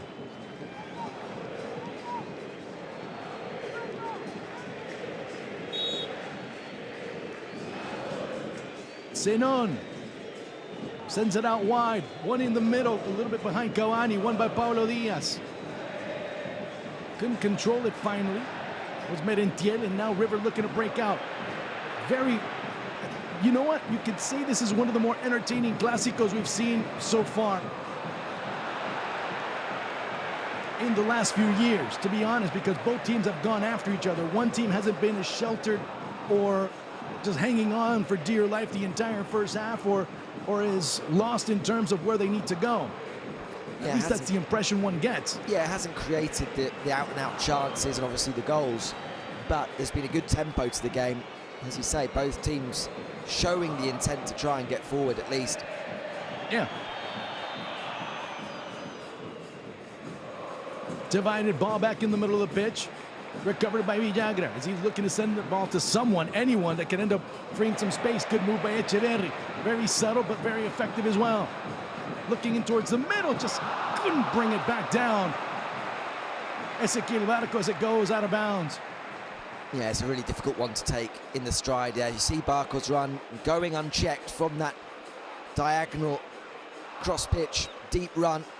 Can't quite take it as he's running at full stride in between the centre-backs, but that's where River are dangerous because of those kind of runs and because of the fluidity positionally from all of those players. There's no real fixed position from any of those attacking players on the pitch today. No foul. No dislocation, no foul according to Jael Falcon. Cavani, Medina, finally getting back up Paulo Diaz as he races to get back in position. Now Boca in business as they have Lautaro Blanco down. Well, the intent was to send it into the area, not over the area. Senon. Good ball sent into Cavani, looking to drop it back, a little bit too far back. And those passes have been the ones that haven't really connected. Barco. Barco, as he's brought down, it'll go in the other end. It'll be a free kick for River. And another yellow card, it'll go to Cristian Medina. Correct me if I'm wrong, Peter, that's number 3, or did I lose some amongst one of the many scuffles? Yeah, I believe so. We certainly didn't get any confirmation or anything else being shown from that little tussle. This was the moment before Paulo Diaz trying to make the most of an arm from Edinson Cavani. Although he quickly got up when he realised there was nothing happening. Christian Medina, however, does go into the book for that foul on Ezequiel Barco.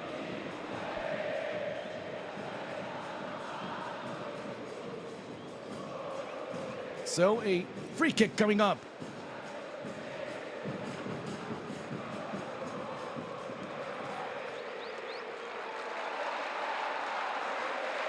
Final 2 minutes of this first half, plus whatever time will be added on by the referee. The River want one more shot. They have one more shot. Why not take it? So far, very little from Diablito Echeverri. Not saying that it's been bad. It's just been very few and far between the opportunities. Nacho Fernandez. Chiquito Romero. As he collides with Lema. Lema's down. Your thoughts so far, Peter? Well, as you say, it's been a very watchable, goalless draw so far, and as the game's gone on, Boca have looked increasingly dangerous. They seem to have grown into the game. The midfield seems a little bit more comfortable as time's gone on in terms of their roles. Particularly, I think, Christian Medina, who's been crucial to what Boca have been able to produce so far. He's, as the game has gone on, been the player that's dropped deep alongside Eki Fernandez to allow Boca to start playing out from the back with a lot more confidence, enabling them to have that platform. But then he's also, when he's on the ball, driven forward and aided to the attack and allowed Lautaro Blanco, for example, to be that spare man down the left-hand side. So Boca, going into half-time, will be a lot happier than perhaps we thought they would be after the initial 10-15 minutes. Shoved Cavani, as it'll go Boca's way. Remember I was talking, well, you know what? I should have mentioned Lautaro Blanco, but I did mention Luis Advíncula as those players that are going to help offensively. So far, to a certain extent, that's been true. Yeah, absolutely. I think the fullback's absolutely crucial to what Boca are trying to do and to what they will plan to do in the remainder of this game, because that midfield has to remain quite compact to combat River, to combat those midfield runners that come through the middle. And it opens up a lot of space out wide. People forget that part of Diego Martinez's system is the implementation of fullbacks as well. I mean, if we remember Tigre, a very important facet of their play is how the fullbacks projected up and down the pitch. Advíncula sending the ball inside, a good opportunity, landing right in front, trying to keep it in bounds, but of course Lema had to be careful. He didn't want to commit a foul in such a very foolish way. Another ball intercepted again, River. Pushing forward, one of the last opportunities of the first half, and of course, the tackle. Who was it? That's another yellow card. Of course, it wasn't Figan. If not, Boca had gone to the dressing room with 10. It's Lautaro Blanco. Lautaro Blanco. Yeah, sees Colidio getting away into that space.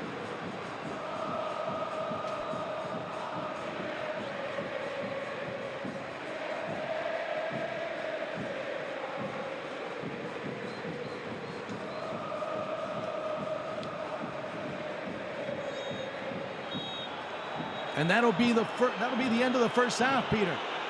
As it ended on a foul, River won't have time to take the free kick. Your thoughts? Yeah, very good. Opening 45 minutes here, lacking the goal.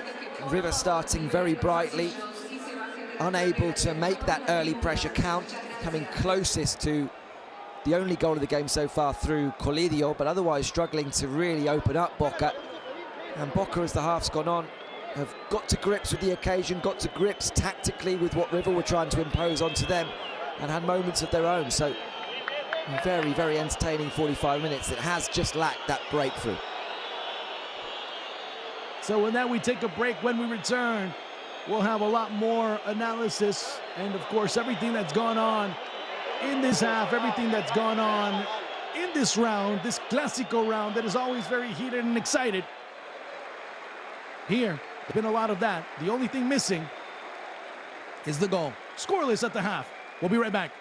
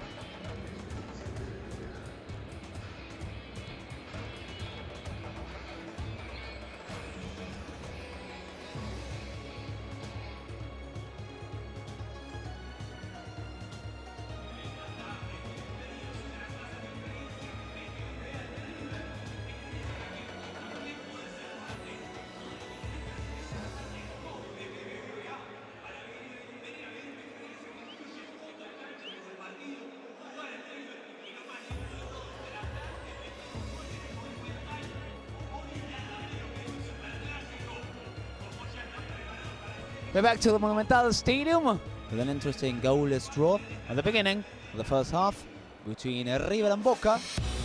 This is a round of the derbies.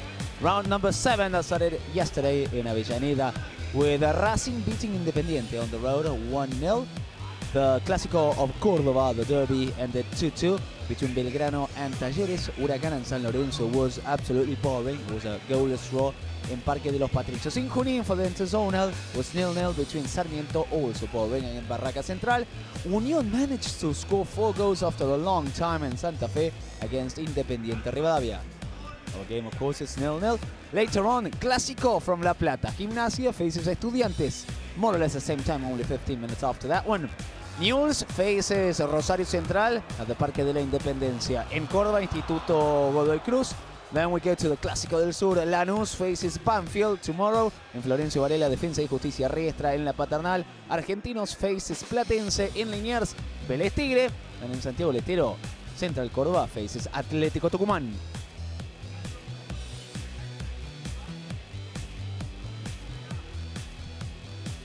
With this draw, River has 13 points, same as Independiente, but with a better goal difference. Barracas has 12, 11 for Instituto Argentinos and Talleres, 10 points for Vélez, 9 for Gimnasia, 1 less for Rosario Central, 6 points for Independiente Rivadavia, 5 for Huracán, 1 less for Riestra, 3 for Banfield and Atlético.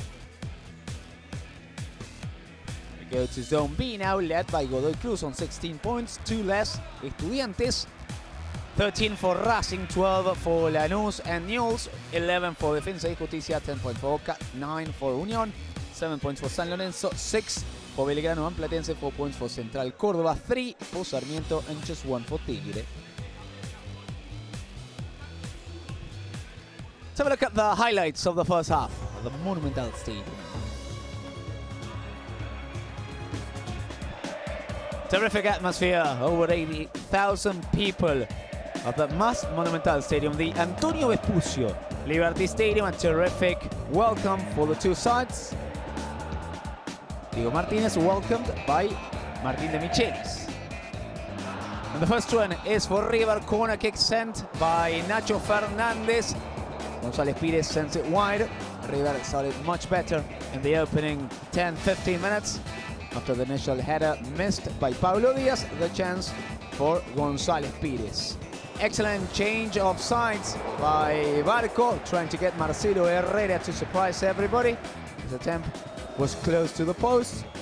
Would have been much better for him if he had had a better control. Then Chiquito Romero sent it to one of the 2 corner kicks River had in the opening half. Boca's going to react. David Saralegui passes the ball to Kevin Zenon, and the former Unión de Santa Fe shoots wide.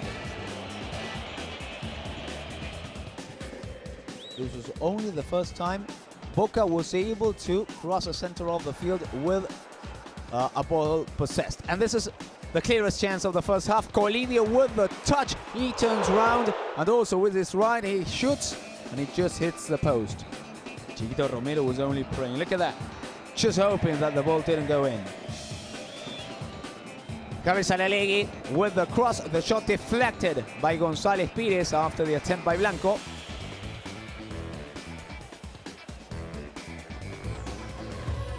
And those were the best actions of the first half at the Monumental Stadium, waiting for the goal. 1 yellow card in River, shown to Nacho Fernandez. 3 in Boca for Jorge Figal, Lautaro Blanco, and Cristian Ledesma. We don't have goals here, but we did have very nice goals yesterday. Let's have a look at what happened in those games.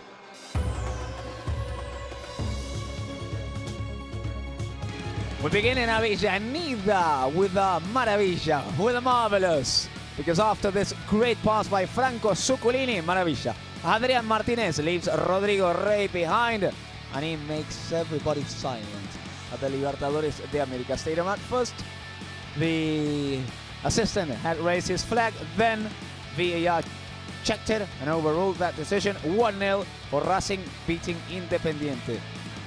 Thrilling first half in Córdoba. All 4 goals scored there. Belgrano started winning with his fabulous finish by the Peruvian Brian Reina in only 1 minute.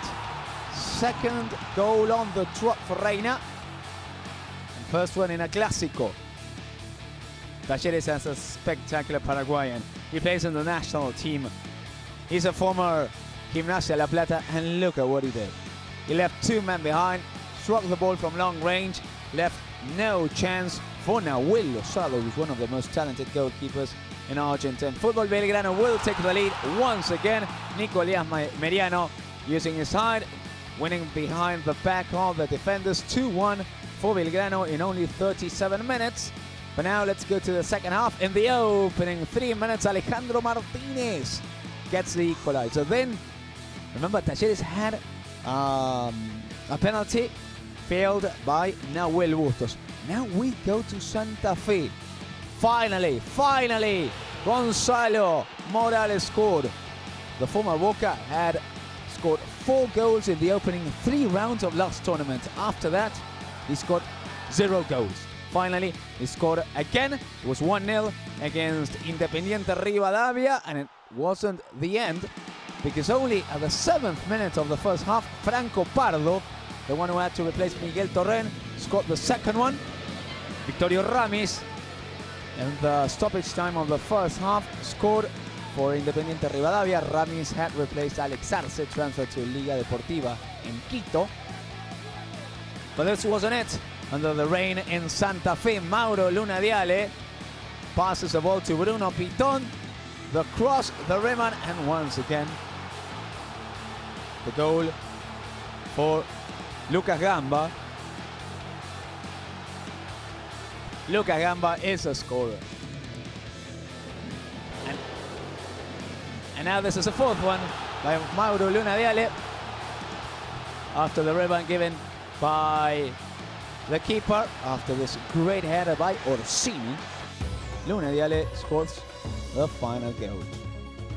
Of course, we had no goals in Junín and in Parque de los Patricios.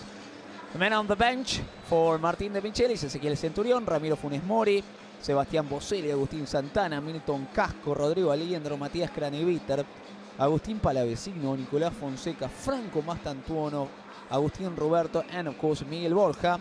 The options for Diego Martínez: Javier García, Frank Fabra, Marcelo Sarachi, Lucas Blondel, Marcelo Huega, Nicolás Valentini, Jorman Campuzano, Mauricio Benítez, Ezequiel Bullaude, Darío Benedetto, Luca Langoni, and Lucas Hanson.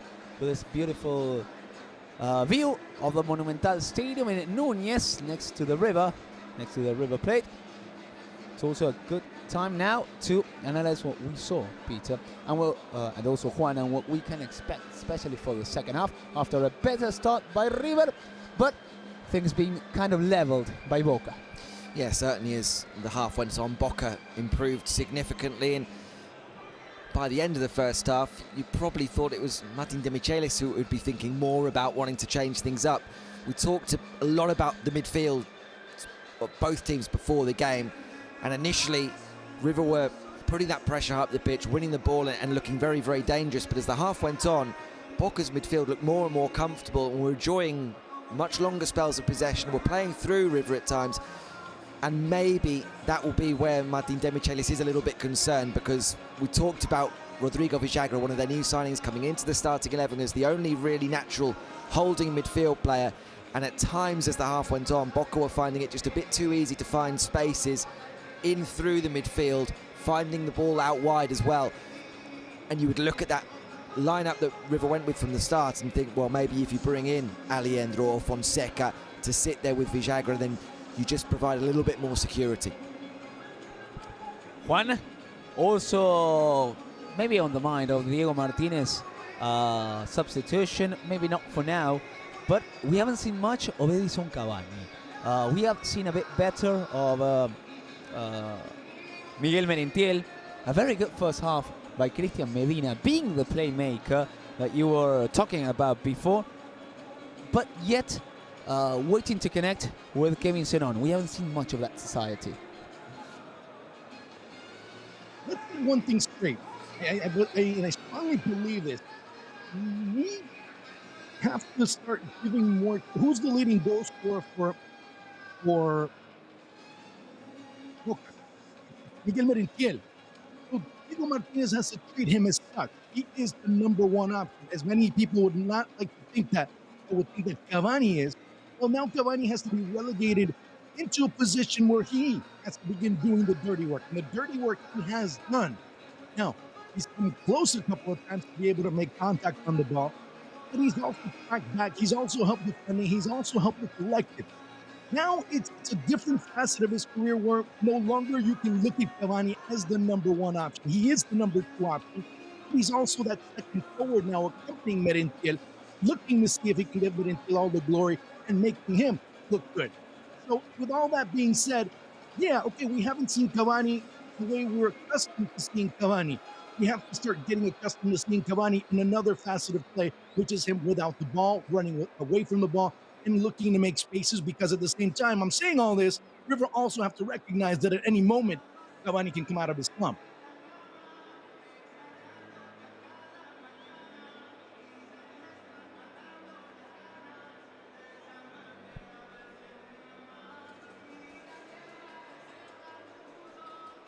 Excellent picture of the Monumental Stadium. 87,000 people waiting to see goals. Are the goals going to come from the bench?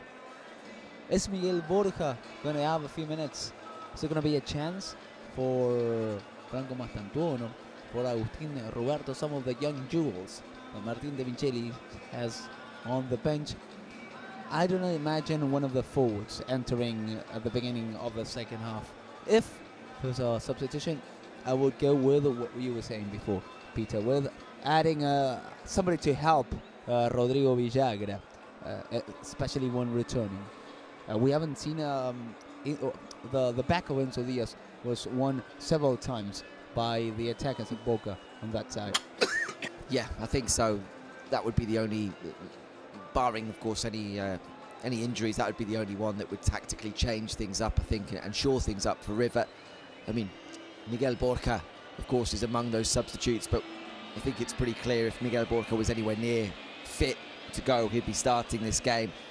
He's named on the bench, I think, in case the situation arises where River may need him, but I think in an ideal situation, they would be able to leave Miguel Borja resting on the bench and save him for what is to come, which would, of course, be a busy schedule with the rest of this competition, and once the Libertadores group phase starts up as well, in an area where, as we said before kickoff, they're not inundated with options, as is being demonstrated today. When one striker's out through Miguel Borja, they don't have that natural replacement, so they're not going to want to play or risk his fitness on any situation that doesn't absolutely call for it. Yeah, I can imagine more than 20 minutes of Miguel Borja, and that is only if they are really desperate for a number 9. If River is losing, or if they are just needing that final touch in the box. But everything can surprise us, because we weren't expecting only one single holding midfielder, and Martin De Michelis only included Villagra. There were many rumors about the changes. We talked about this in the pre-game, and there was nobody betting on Pablo Solari being an initial. Pablo Solari kind of was in and out of the game. Normally Pablo Solari is a tremendous impact coming from the bench. He didn't have a bad first half, but more or less, you even said it, Solari and Colidio are playing, despite the fact that Solari is rather to the right and Colidio rather center, they can do exactly the same role, despite the fact where they start doing it. Well, we're seeing River make their way back out onto the pitch. Now, it doesn't look from that glance as though there were any changes. Boca also out onto the pitch is Claudio Echeverri, who was another one of those players in and out during that first 45 minutes. But with the teams back out, we can look ahead to the second half. So thank you, Nico, for taking us through the half-time. Our play-by-play commentator, Juan Arango, back alongside me, looking ahead to this one. And Juan, perfectly poised here for the second half. Well, I mean, the finish line is within sight now. Whatever your objective is, you fill in the blank. I don't think I need to. Well, it's there for the taking at this stage. Now, you're not looking at one team or the other having to crawl back into it. We don't see any team pretty much on their backside looking to get back up. So they're pretty much not even turned. It's a fresh start for both. Now, is it a carbon copy of how the first half began? Then we start looking at other things. We start analyzing other facets. But so far, if you look at it, the game's for the taking. It's anyone's game. I mean, I don't think I need to say that. No, I absolutely agree. The first 10 minutes looked as though it was going to be River's game really there for the taking, but Boca have done enough to cast some doubt, certainly from a neutral perspective, but I think also into a lot of the supporters here inside the Monumental, judging by the atmosphere that grew increasingly subdued. As the second half begins, Medina starting things out. Boca looking like they're starting the second half the way they've ended the first. Dribbling through Merentiel. Paulo Diaz, one last-ditch effort, just trying to clear the ball any which way possible.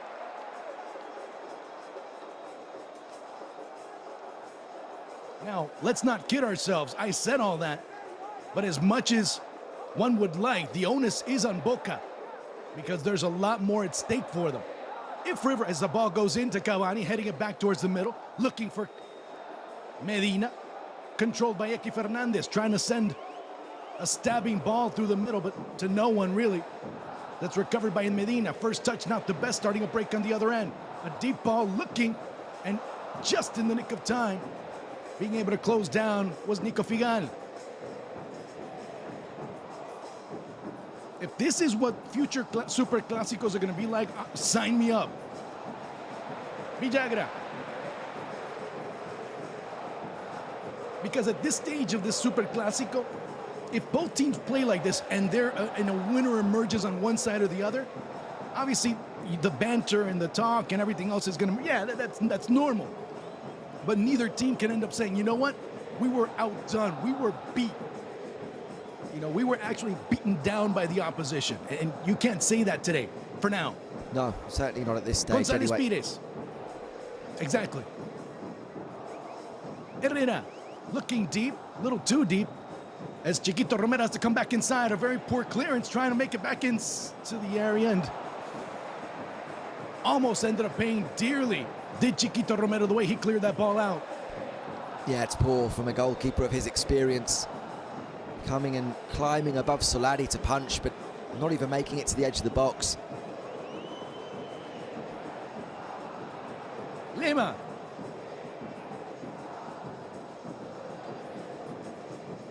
Where's Boca started, now River looking to answer right back. Looking for Sinon. Lautaro Blanco a bit too short on the ball. Here's a great chance for River to be able to open the score. Lima, Medina, and now full speed ahead. 5 on the charge, 5 on 5 on the other end. Who's coming back? Look how long it's taking everybody to come back. Finally, we see somebody getting ready. And here's a ball that's sent in, ends up deflecting off a player. Here's Javier Saralegui. Not much that he could do on that one. Medina chasing on the other end, Paulo Diaz. Driving him stir crazy. Finally, Enzo Diaz. Paulo Diaz. Advíncula.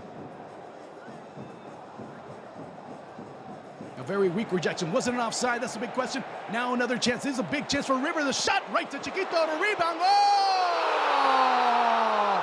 Goal!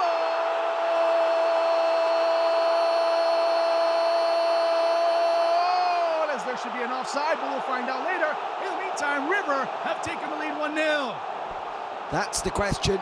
Will we see a flag? For now, River lead, and it's Solari. And it's that pace that we talked about with him in the starting 11 and what he's able to provide. Very simple in the end. Just lifted over the top, and Solari's away. And he looks onside. Certainly from that view. Figal kept him on. Yeah. Figal just a fraction behind Lema, allowing Solari that space. Chiquito Romero making the save initially, but Solari does very well to get his feet right quickly for the follow-up. And now we have our breakthrough. And Solari opening things out for River, like you said, Peter. And it was going to be one of those types of balls, a deep ball to the defense. And the pace was going to be the difference. As what it'll be checked. We'll find out in just a second. Initially, I had my doubt, but then when I saw the replay, it kind of, well, ended up going by the wayside. We'll find out exactly what happens here. Yeah, likewise. It was one of those that in normal time, just given the space. Look at it's confirmed. From there, you assume he must be offside. But when you look back, and the lines on the pitch give it away as well.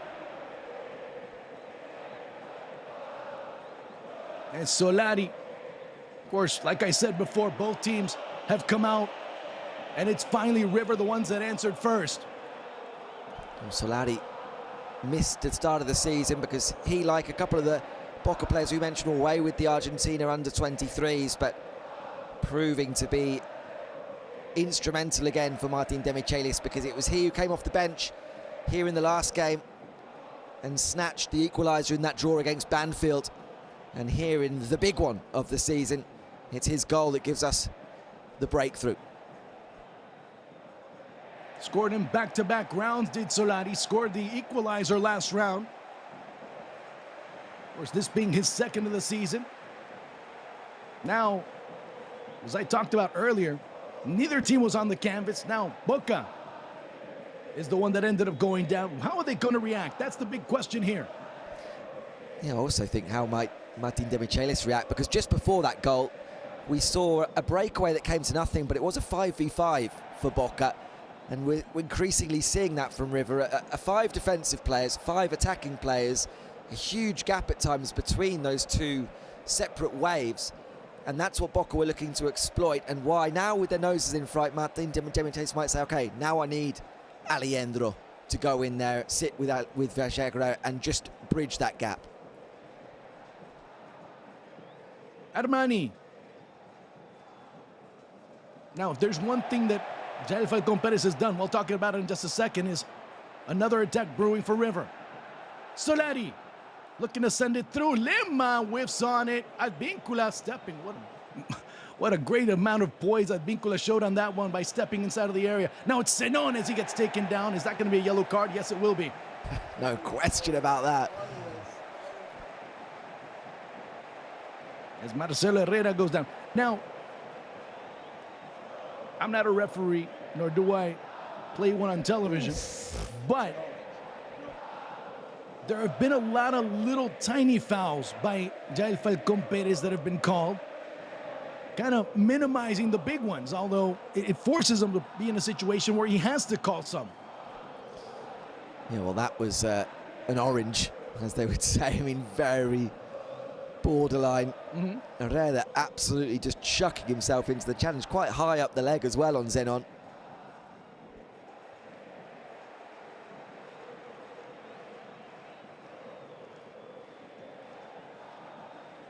And Solari made things 1-0. Of course, now the big question is, what will the Xeneize do? Of course, it puts Demichelis front and center with a potential of winning his 3rd consecutive Superclásico as a coach. Figal. Now it's Eki Fernandez. Saralegui trying to force that ball into the middle. It's shaking Boca up, that first goal.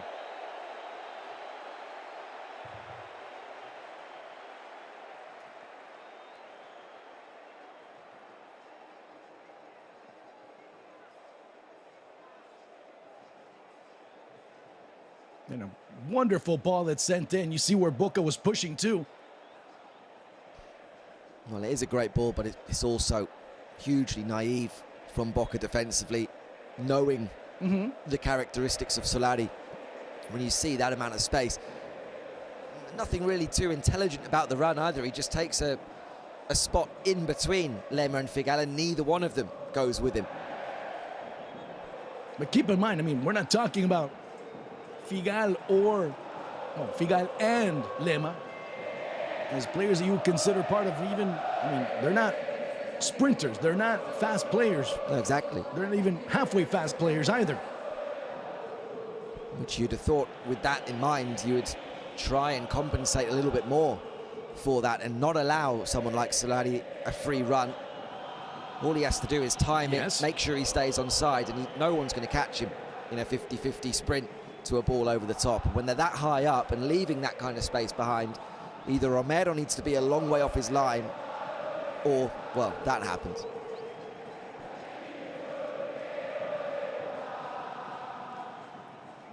Again, the ball redirected. It seems now River have kind of clamped down and really sunk their teeth into this match, and Boca are kind of finding their way back again, or at least attempting to do so.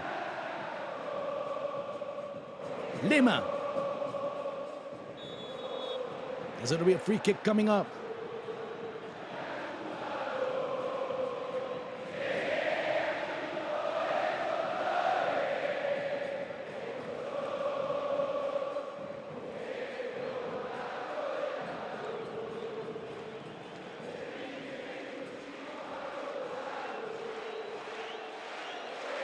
Medina, as he rushes forward.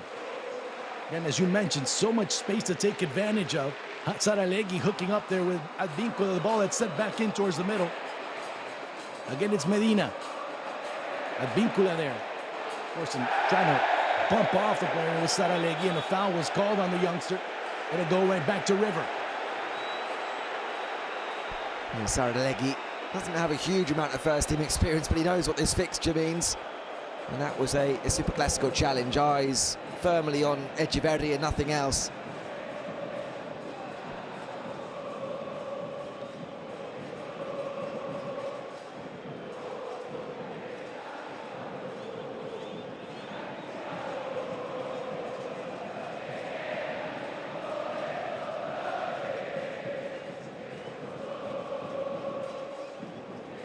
Centurión, Santana, Boselli, Funes Mori, Casco, Fonseca, Craneviter, Palavecino, Aliendro, Mastontono, Borja, and Roberto. Those are the players available for Martín de Michelis here in this second half.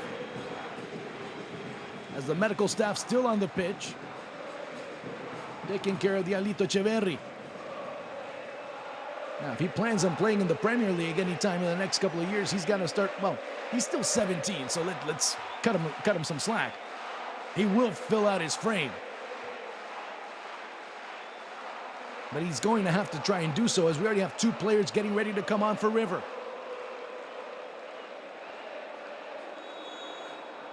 It'll be interesting to see who end up being the changes for Martín de Michelis. Wouldn't be too surprised if Echeverri is one of them. Keep in mind, this is part of the amount of matches that he has to play in order to maintain himself with River. If not, City Football Group do have the right to call him back from his loan stint. Lima. Shot for Romero, who just boots it. Gives it away, and we should have a substitution coming on shortly.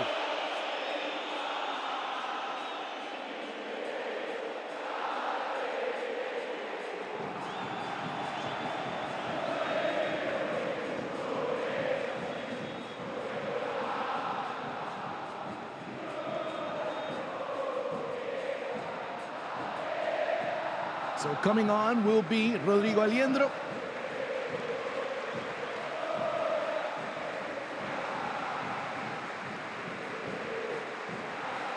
Agustín Santana will be coming on. Of course, he'll replace Marcelo Herrera. Diablito Echeverri coming off. He'll be replaced by Rodrigo Aliendro. Yeah, no real surprises with those changes. Herrera picking up that yellow card a few moments ago. Straight swap at right back, and Echeverri, one of those playmakers in that midfield, being replaced by a more naturally defensive-minded, although someone who can break forward still, but will link up a little bit more and sit alongside Villagra. Eki Fernandez. Sinon. Way too deep as Merentiel was all by his lonesome. Now, I know that we, of course, yeah, it's completely onside. Of course, when you saw it in real time, you say, wait a second. But Now River looking for number 2. And they'll persist on doing so. Solari was waiting for Barco to send that ball back, taking a good cut at it. It was Nacho Fernandez. Another ball that's sent in. River with numerical superiority, but Barco ends up just kind of shanking it and hitting it very imprecisely. Yeah, Barco trying to go with the outside of his right boot, and spectacular, getting it all wrong.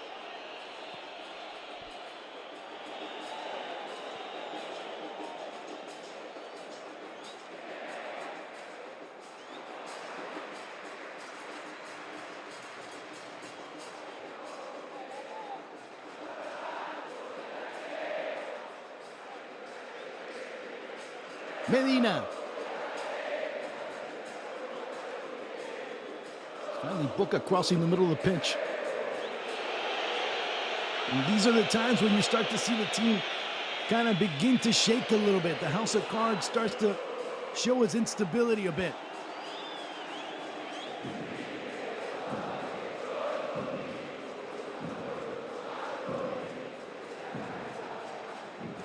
Play continuing here as we start to get close to the final 30 minutes of this match.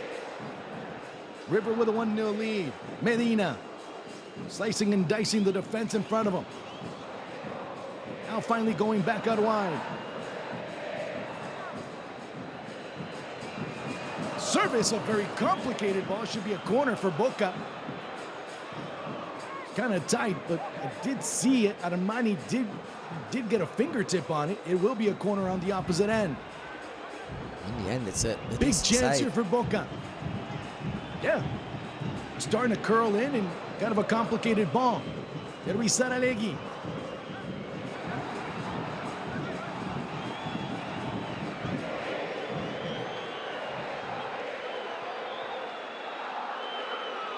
Saralegui put way too much on that ball. Coming in is Cavani to try and keep it alive, but it went out of bounds already. Garcia, Londel, Valentini, Sarachi, Fabra, Weigand, Campuzano, Benitez, Bujaude, as you see right there. Hanson, Langoni, and Pipa Benedetto. The bench players for Diego Martinez. Not a huge amount of options there really for Diego Martinez to change things up. Langoni really the one that you look at as potentially being able to do something different. With the ball sent into Cavani. I'm sorry, Peter. As it comes finally back in, River looking to steal that ball, and away we go on the other end. Trying to settle it down finally. Agustin Santana looking to take that ball, finally does. The former defensa man looking to start making an impact. Oh, no. I'm sorry, you were saying? Yeah, I think if you're looking at that Boca bench, Langoni's the one. Although we see the camera going on Dario Benedetto, it's been a while since he was a significant player or impact player for Boca, but Langoni, when fit, can produce something just that little bit different and look bright in that late cameo, even in defeat against Lanús. The momentum doesn't allow Blanco to really make a very accurate service. I think that, ooh, look who's coming on. Well, we're here debating the options for Boca, and instead it's River going to the Copa de la Liga's leading goal scorer alongside Adrian Martinez after his goal yesterday, Miguel Borja. The Benedetto part's more the morbosity of it all. And it'll be Facundo Colidio coming off. Now, you take out Colidio, although you bring in an out-and-out number 9. Let's be honest. You do lose a lot more mobility when Borja does come on. But that's what you have when you have a number 9. That's what you get with an area number 9. So pick your poison, I guess. Or maybe not. Aliendro. He goes lateral. Cavani stealing the ball away from him. Medina says, no, I'll take over from here. 3-4 players available for Boca down that right side. Merentiel just positioning himself properly. Medina! Armani clings onto it. He was well positioned, though. The dive is just for posterity. As it goes right into a very proper angle. It goes right to Armani.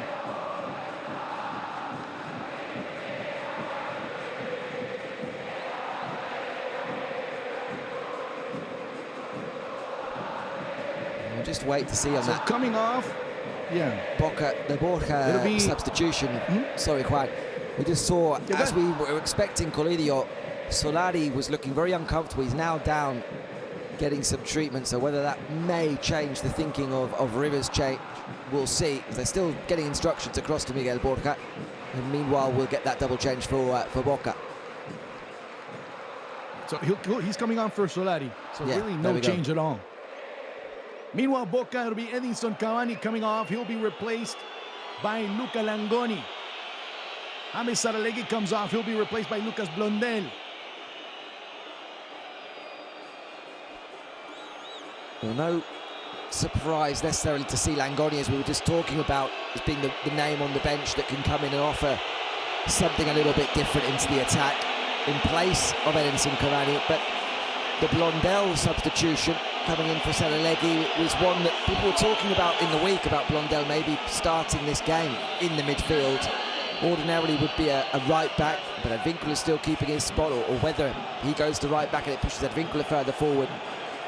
But maybe speaks volumes about those options in that Boca midfield, that Blondel or Advíncula, one or the other, comes in and takes that role.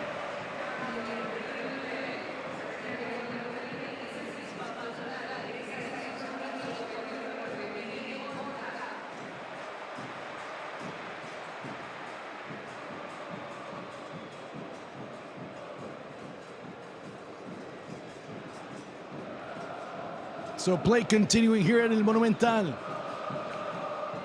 67 minutes. Still River with a 1-0 lead. Bodies flying around everywhere. Finally brought back down by Eki Fernandez. Lautaro Blanco. Is Colidio the one that's down? No, play continues on the other end. Medina. Sinon. Eki Fernandez switching it over, way far, and got out of bounds.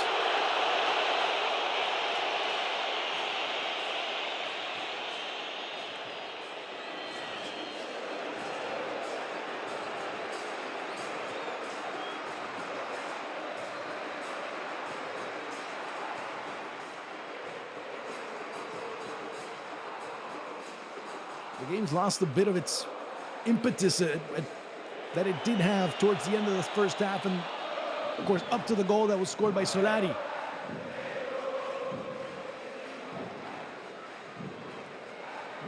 Borja. I'm talking about both ends. I'm not talking. I mean, it's most noticeable with Boca, obviously because the result is favoring River, but both teams have really seen their production level really go down. Romero having to play it out. Lautaro Blanco. Cut off properly. There's Santana winning that duel. Good ball sent in. This could be a chance for number 2, having to turn back around. Barco. And they're closer to being a throw-in than a shot on target. Another wayward effort from Ezequiel Barco. A great run and a great spot from Nacho Fernandez to drop the ball into his path, but this time he uses his left foot after coming back inside another former Independiente teammate in Nico Figal.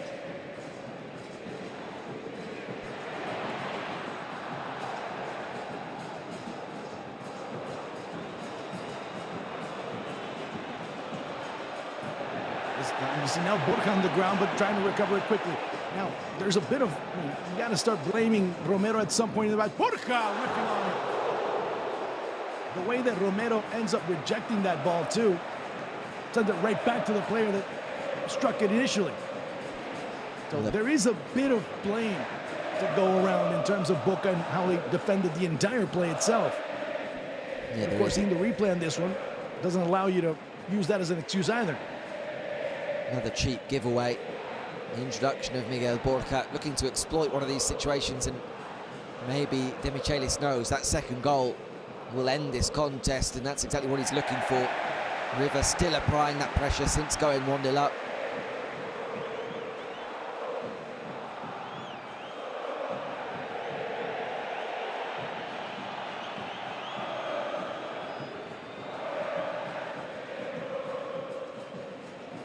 Elegantly coming out is Eki Fernandez. Advíncula.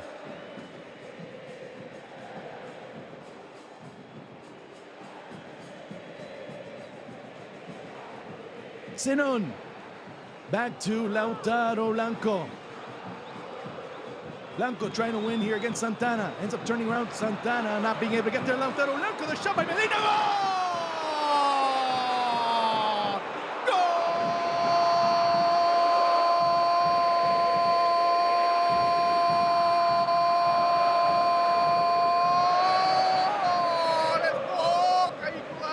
Cristian Medina, undoubtedly a great performance by the under-23 as everything started. As I told you, Peter, everything had to start, everything had to end with the fullbacks, and it did start with the fullbacks, and it did end with the fullbacks. Capitalized by Cristian Medina all alone near the penalty mark, and he slots it past Armani. We're all level again at El Monumental. Yeah, the standout player, certainly from a Boca perspective, Cristian Medina with the equalising goal, but it's the two probably most influential players for Boca this afternoon who combine. Lautaro Blanco driving at Agustin Santana, who simply does not do enough, and he's having that told to him in no uncertain terms there by the likes of Paulo Diaz. The substitutes come in there at the right back position, and just seen Lautaro Blanco almost walk past him with absolute ease, and on this occasion the final ball is perfect, cuts the ball into the run of Medina, who makes absolutely certain with the finish. First of the season for Medina. And what a time to get it, and what a moment to really start looking to resurrect a team that seemed not down and out, but they seemed groggy and trying to see if they can survive until the end. It's 1-1. Now, the question is it enough to be able to get them to the finish line and maybe even come away from El Monumental with 3 points? That's another question. Another time that we find Boca playing up high. This time it's Figal having to play that ball, winning the pulse against Miguel Angel Borja. He looks fine to me, doesn't he?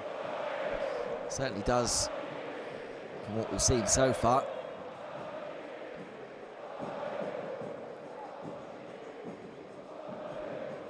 So Medina at 70 puts things level. Looking to serve it back inside, sliding over is Medina. The service cleared away once more. This time it was Lucas Blondel. Another time, another ball, another clearance. And this time it's Eki Fernandez with his face. Not sure if he ended up headbutting Aliendro, but it does go out of bounds. It'll go right back to the Xeneize. Now, there's a little bit of both there. It's only the third goal that River have conceded in this tournament, and the first time that Demichelis has conceded a Superclásico goal since taking over as manager after those 2 wins in 2023. It's interesting. I mean, that tells you a great deal. And well, you also see a very different Boca in this one compared to the previous ones. Let's be completely honest. I mean, those 2 Boca sides came to defend themselves, well, they almost did. Especially the match here, the one that Borja ended up winning almost at the death, or basically at the death. Eki Fernandez, Advíncula, Blondel out wide. I don't think I've mentioned Langoni's name once. Advíncula, looking to serve it back into the middle. The ball, it's whiffed on by Merentiel, of course. If he let that ball go, maybe it would have been a better option for Langoni. Wasn't a bad option for Merentiel. No one really going with that near post run. And Boca working it down the right really well. Now it's Santana. 74 minutes, still 1-1. Colidio. Serving it for Borja. Romero. Another chance, another shot. Romero with another save. Basically a hot potato for the former Manchester United goalkeeper. Well, Miguel Borja with his first sight at goal since coming from the bench. Looks onside from that angle. And maybe Miguel Borja a little bit sharper, and that just flies into the back of the net.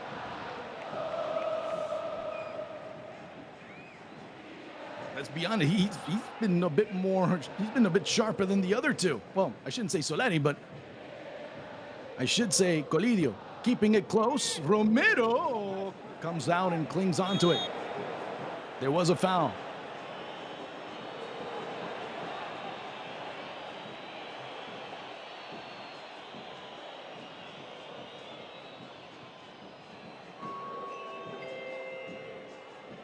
Now we'll have to see how Solari ends up evolving from his... Oh, that's not good.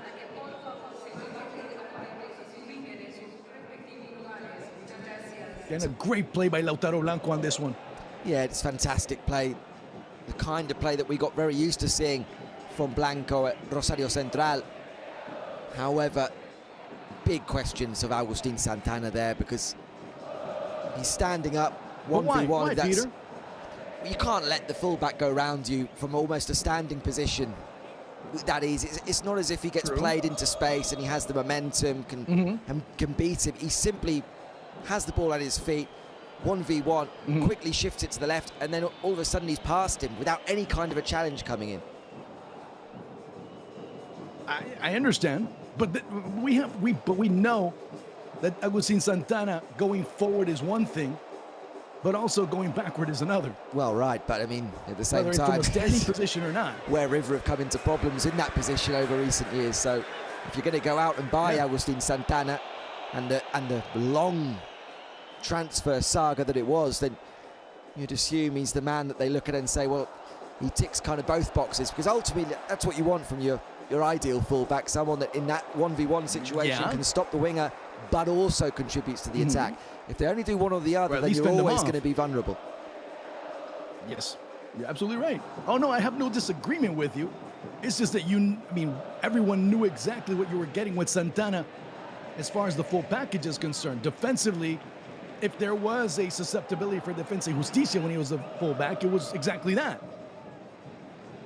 Nacho Fernandez looking for Borja. Borja brings it down, wants to turn back around. Finally, Lema clearing it as Boca finally getting pushed back gradually.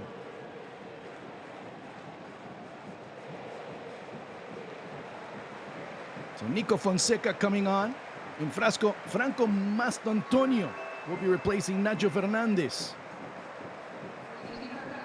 How about that for a show of faith in a 16-year-old? He's obviously been getting plenty of minutes this season, but Mastantuono coming on with 13 or so minutes of normal time in a Superclásico, replacing Nacho Fernandez. Now, also not a good show of faith in your $12 million acquisition, taking him out and bringing in someone to replace, bringing in his backup, essentially. Medina. Mastantuono there trying to prevent that ball from going out. Good job by the youngster as it ends up going out. Boca will get it back.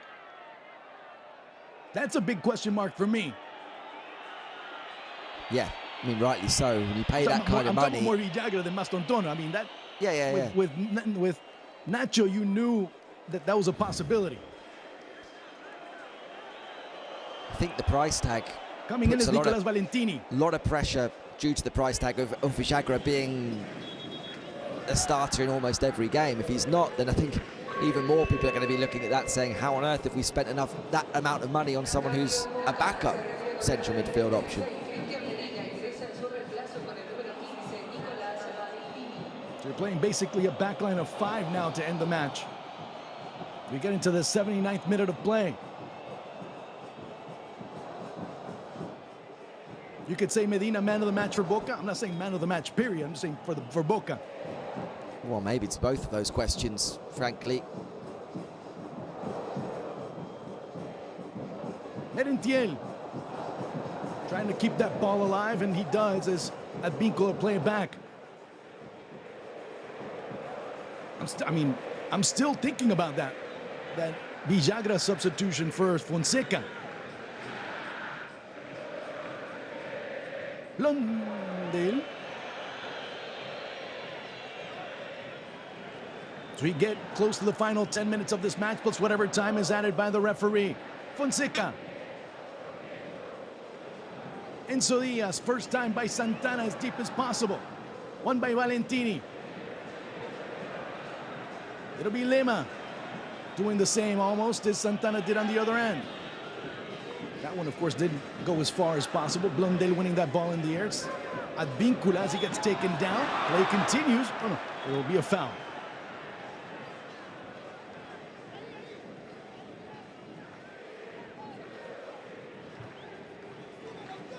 As the stadium has gotten rather quiet. Lautaro Blanco gets the return ball from Zenon. Again, going up 1v1 against Santana. This time, Santana wins that duel.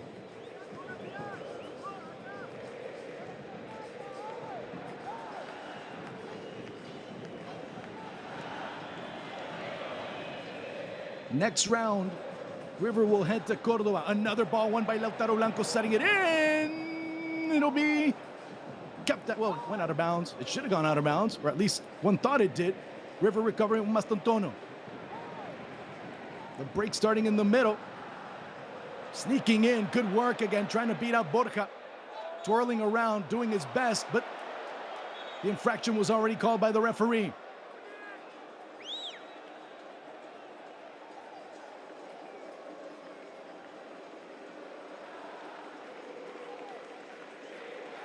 That ball went out of bounds, sir.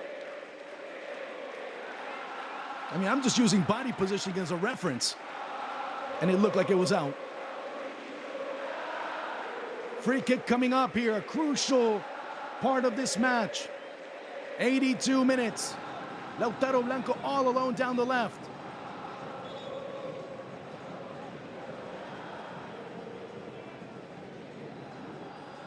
Lima.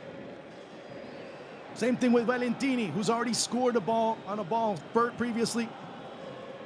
In the air, in the area. Zenon. Looked like a player was offside. 4 or 5 players for River waiting, and ball that's whiffed on once. Blondel wasn't able to get to it. Valentini wasn't able to get either. Good ball sent in. Was he onside? That's the big question on the other end. Hooking back inside. A good opportunity here for Boca. Sliding in, waiting for the ball to come back down. Cleared away. It'll be a corner. Or maybe, or not. I don't know. Nobody says anything. It looks like it will be another corner. Quickly played here by Boca. Another ball by Zenon, just put way too much on it. Advíncula on the other end. Blondel. Advíncula. Great finish here, looking to come back inside. Armani.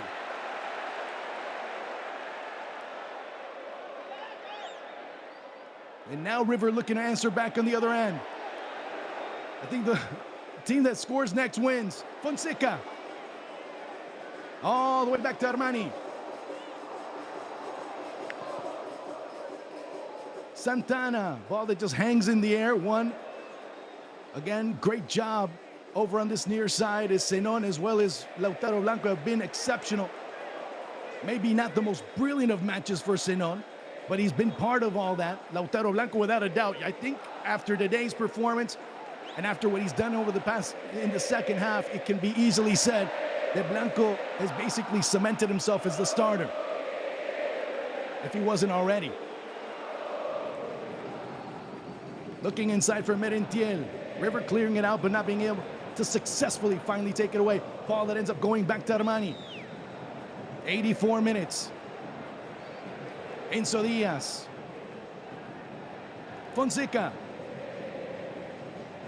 Back to Leandro Gonzalez Pires, slipping between 2 Boca defenders at that point. Langoni, who hasn't been able to get much of a touch so far in this encounter. Santana rushing in. Borja coming in, waiting for a possible late run. As Santana was rushing in, having to drop back and complicating himself excessively. Another ball that's sent in. Not the best bounce, but having to control it once again in the middle of the pitch. It was Aliendro. Circulating River from one end to the other. Santana looking for the service, coming through and over and far and wide. This time Colidio missing. This time River being able to open up that space down the right. Santana trying to show what he is capable of doing in that attacking third. It's a decent delivery, a fraction behind Colidio. who's just trying to hook that volley goalwards, can't keep it down. As of right now, there would be about 4 minutes added on. As of right now. Ball it's dumped in. Looking for Merentiel. Divided again as River dropping back, but there was a foul called initially against González Pires.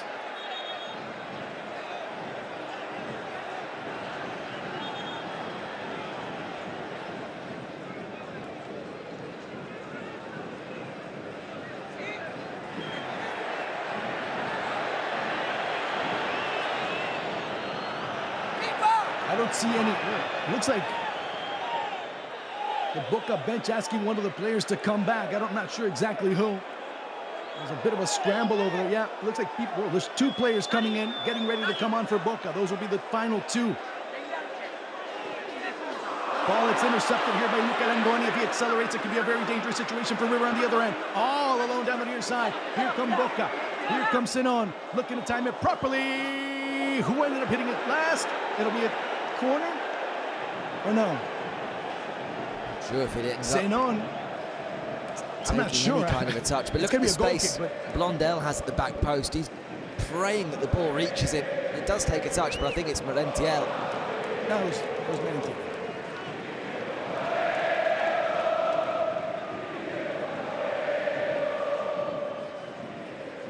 But those opportunities, I mean, goals that you don't score get scored on you. Basically, that's how it ends up playing. As Colidia going down, it'll be a free kick coming up. A very casual call by Jael Falcón Pérez. And another big opportunity coming up for River. Quick feet from Colidio, nutmegging Lemon. He goes down very softly, little arm on the chest. Yeah, he felt it and just went. So we will probably have 5 minutes now. Big opportunity coming up for El Millonario. It's been dangerous from these kind of positions this season. We've seen Miguel Borja score a couple of headers from free kicks in similar positions, usually delivered by Ezequiel Barco, although this occasion it looks as though Mastantuono is going to stand over it.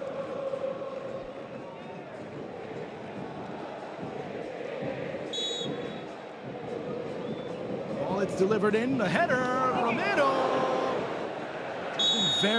There's been a couple of moments where Romero has shown a great deal of insecurity, but there the offside was called to bail him out.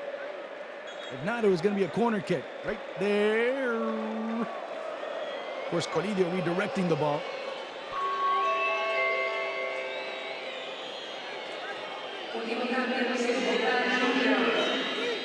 So coming on,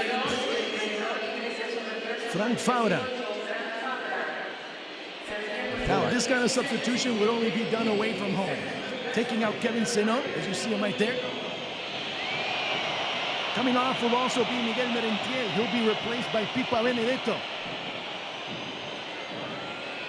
I thought we saw Fabra warming up there, and we saw players getting called over.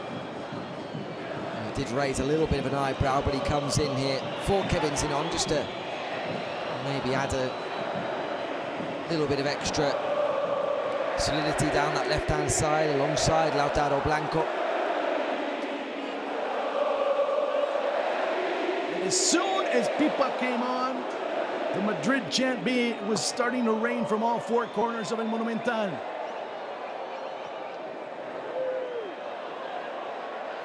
Blondel has that Vincula wide, good play in the middle by River as it leads to an attack on the other end.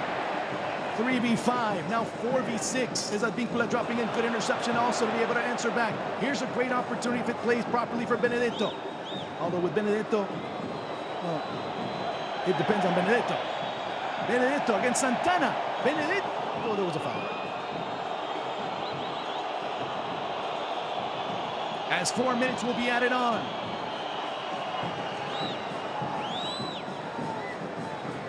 Santana. González Pires, de Paulo Diaz rushing in and being able to poke it just enough to keep it in bounds. Fonseca. 4 minutes when we get to 90, folks. Santana.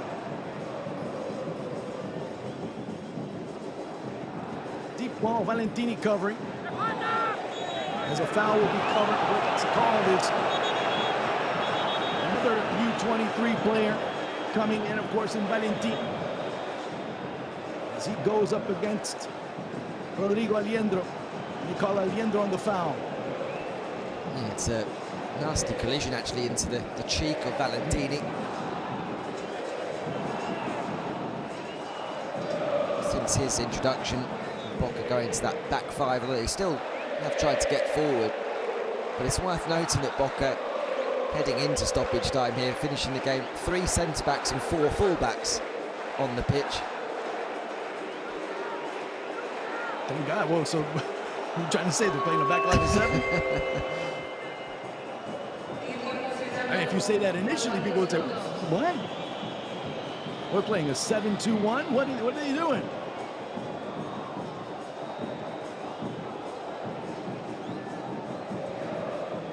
But obviously, with a back line of 3, you allow your wing backs at that moment to be able to project a little bit more offensively. Remember I said about 4, we'll add another minute to it. So we'll go to 95 here at the Estadio Monumental. Maybe I'll have a chance to sneak it in. Of course, as I said, River will head to Córdoba to face Talleres. Then they'll come back home, Independiente Rivadavia. Independiente over at the Libertadores de América, Ricardo Bocchini. And then, of course, I'm not sure about this one because River will play Gimnasia, but then also the announcement of the Argentine Super Cup was already made, as River supposed to play Estudiantes sometime along, well, basically a day or so before that match against Gimnasia. So I think that's going to be changed. We'll see how that ends up playing out. Same thing, of course, goes for Estudiantes. We'll be playing Gimnasia in just a little bit. Lema sliding in. Advíncula racing back is River, finding Boca a bit wrong-footed. Here's a great chance to be able to score what could be a possible game winner, looking inside for Boca. Oh. Sent in by Mastro Antonio, and he could have made history, and he could have been absolutely adored and glorified by many, coming oh so close to teenager. Yeah, I think he saw that history, saw the headlines in front of him, and took that shot on. It's not too far away, strikes it cleanly enough, but can't keep it down. Miguel Borja is the club's senior striker, making that back post run. Will likely have expected it to have been rolled across the face of goal.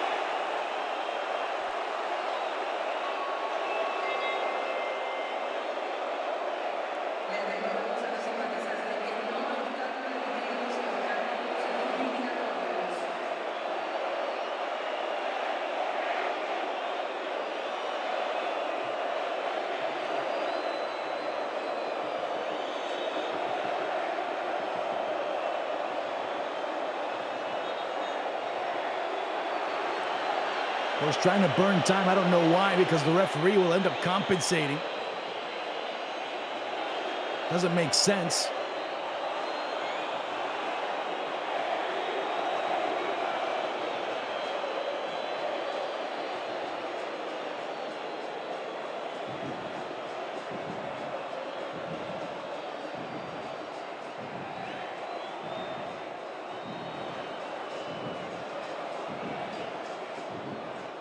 Boca, in the meantime, of course, as all this ends up going through, they'll come back home, face Belgrano, Santa Fe.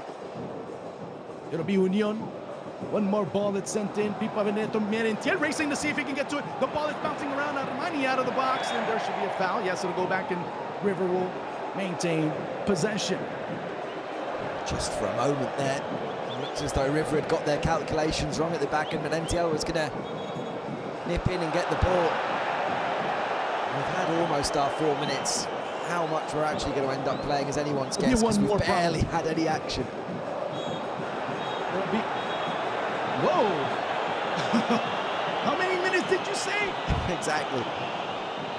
Okay, well, we weren't right on anyone. I thought there was going to be more. You thought there was going to be more, and we were both wrong. As Boca and River and Boca end up sharing the spoils here at El Monumental. In a match that you thought that River was just going to absolutely steamroll past the Xeneize early on. Boca leveled things. River came back and scored. They looked down and out, but Boca came back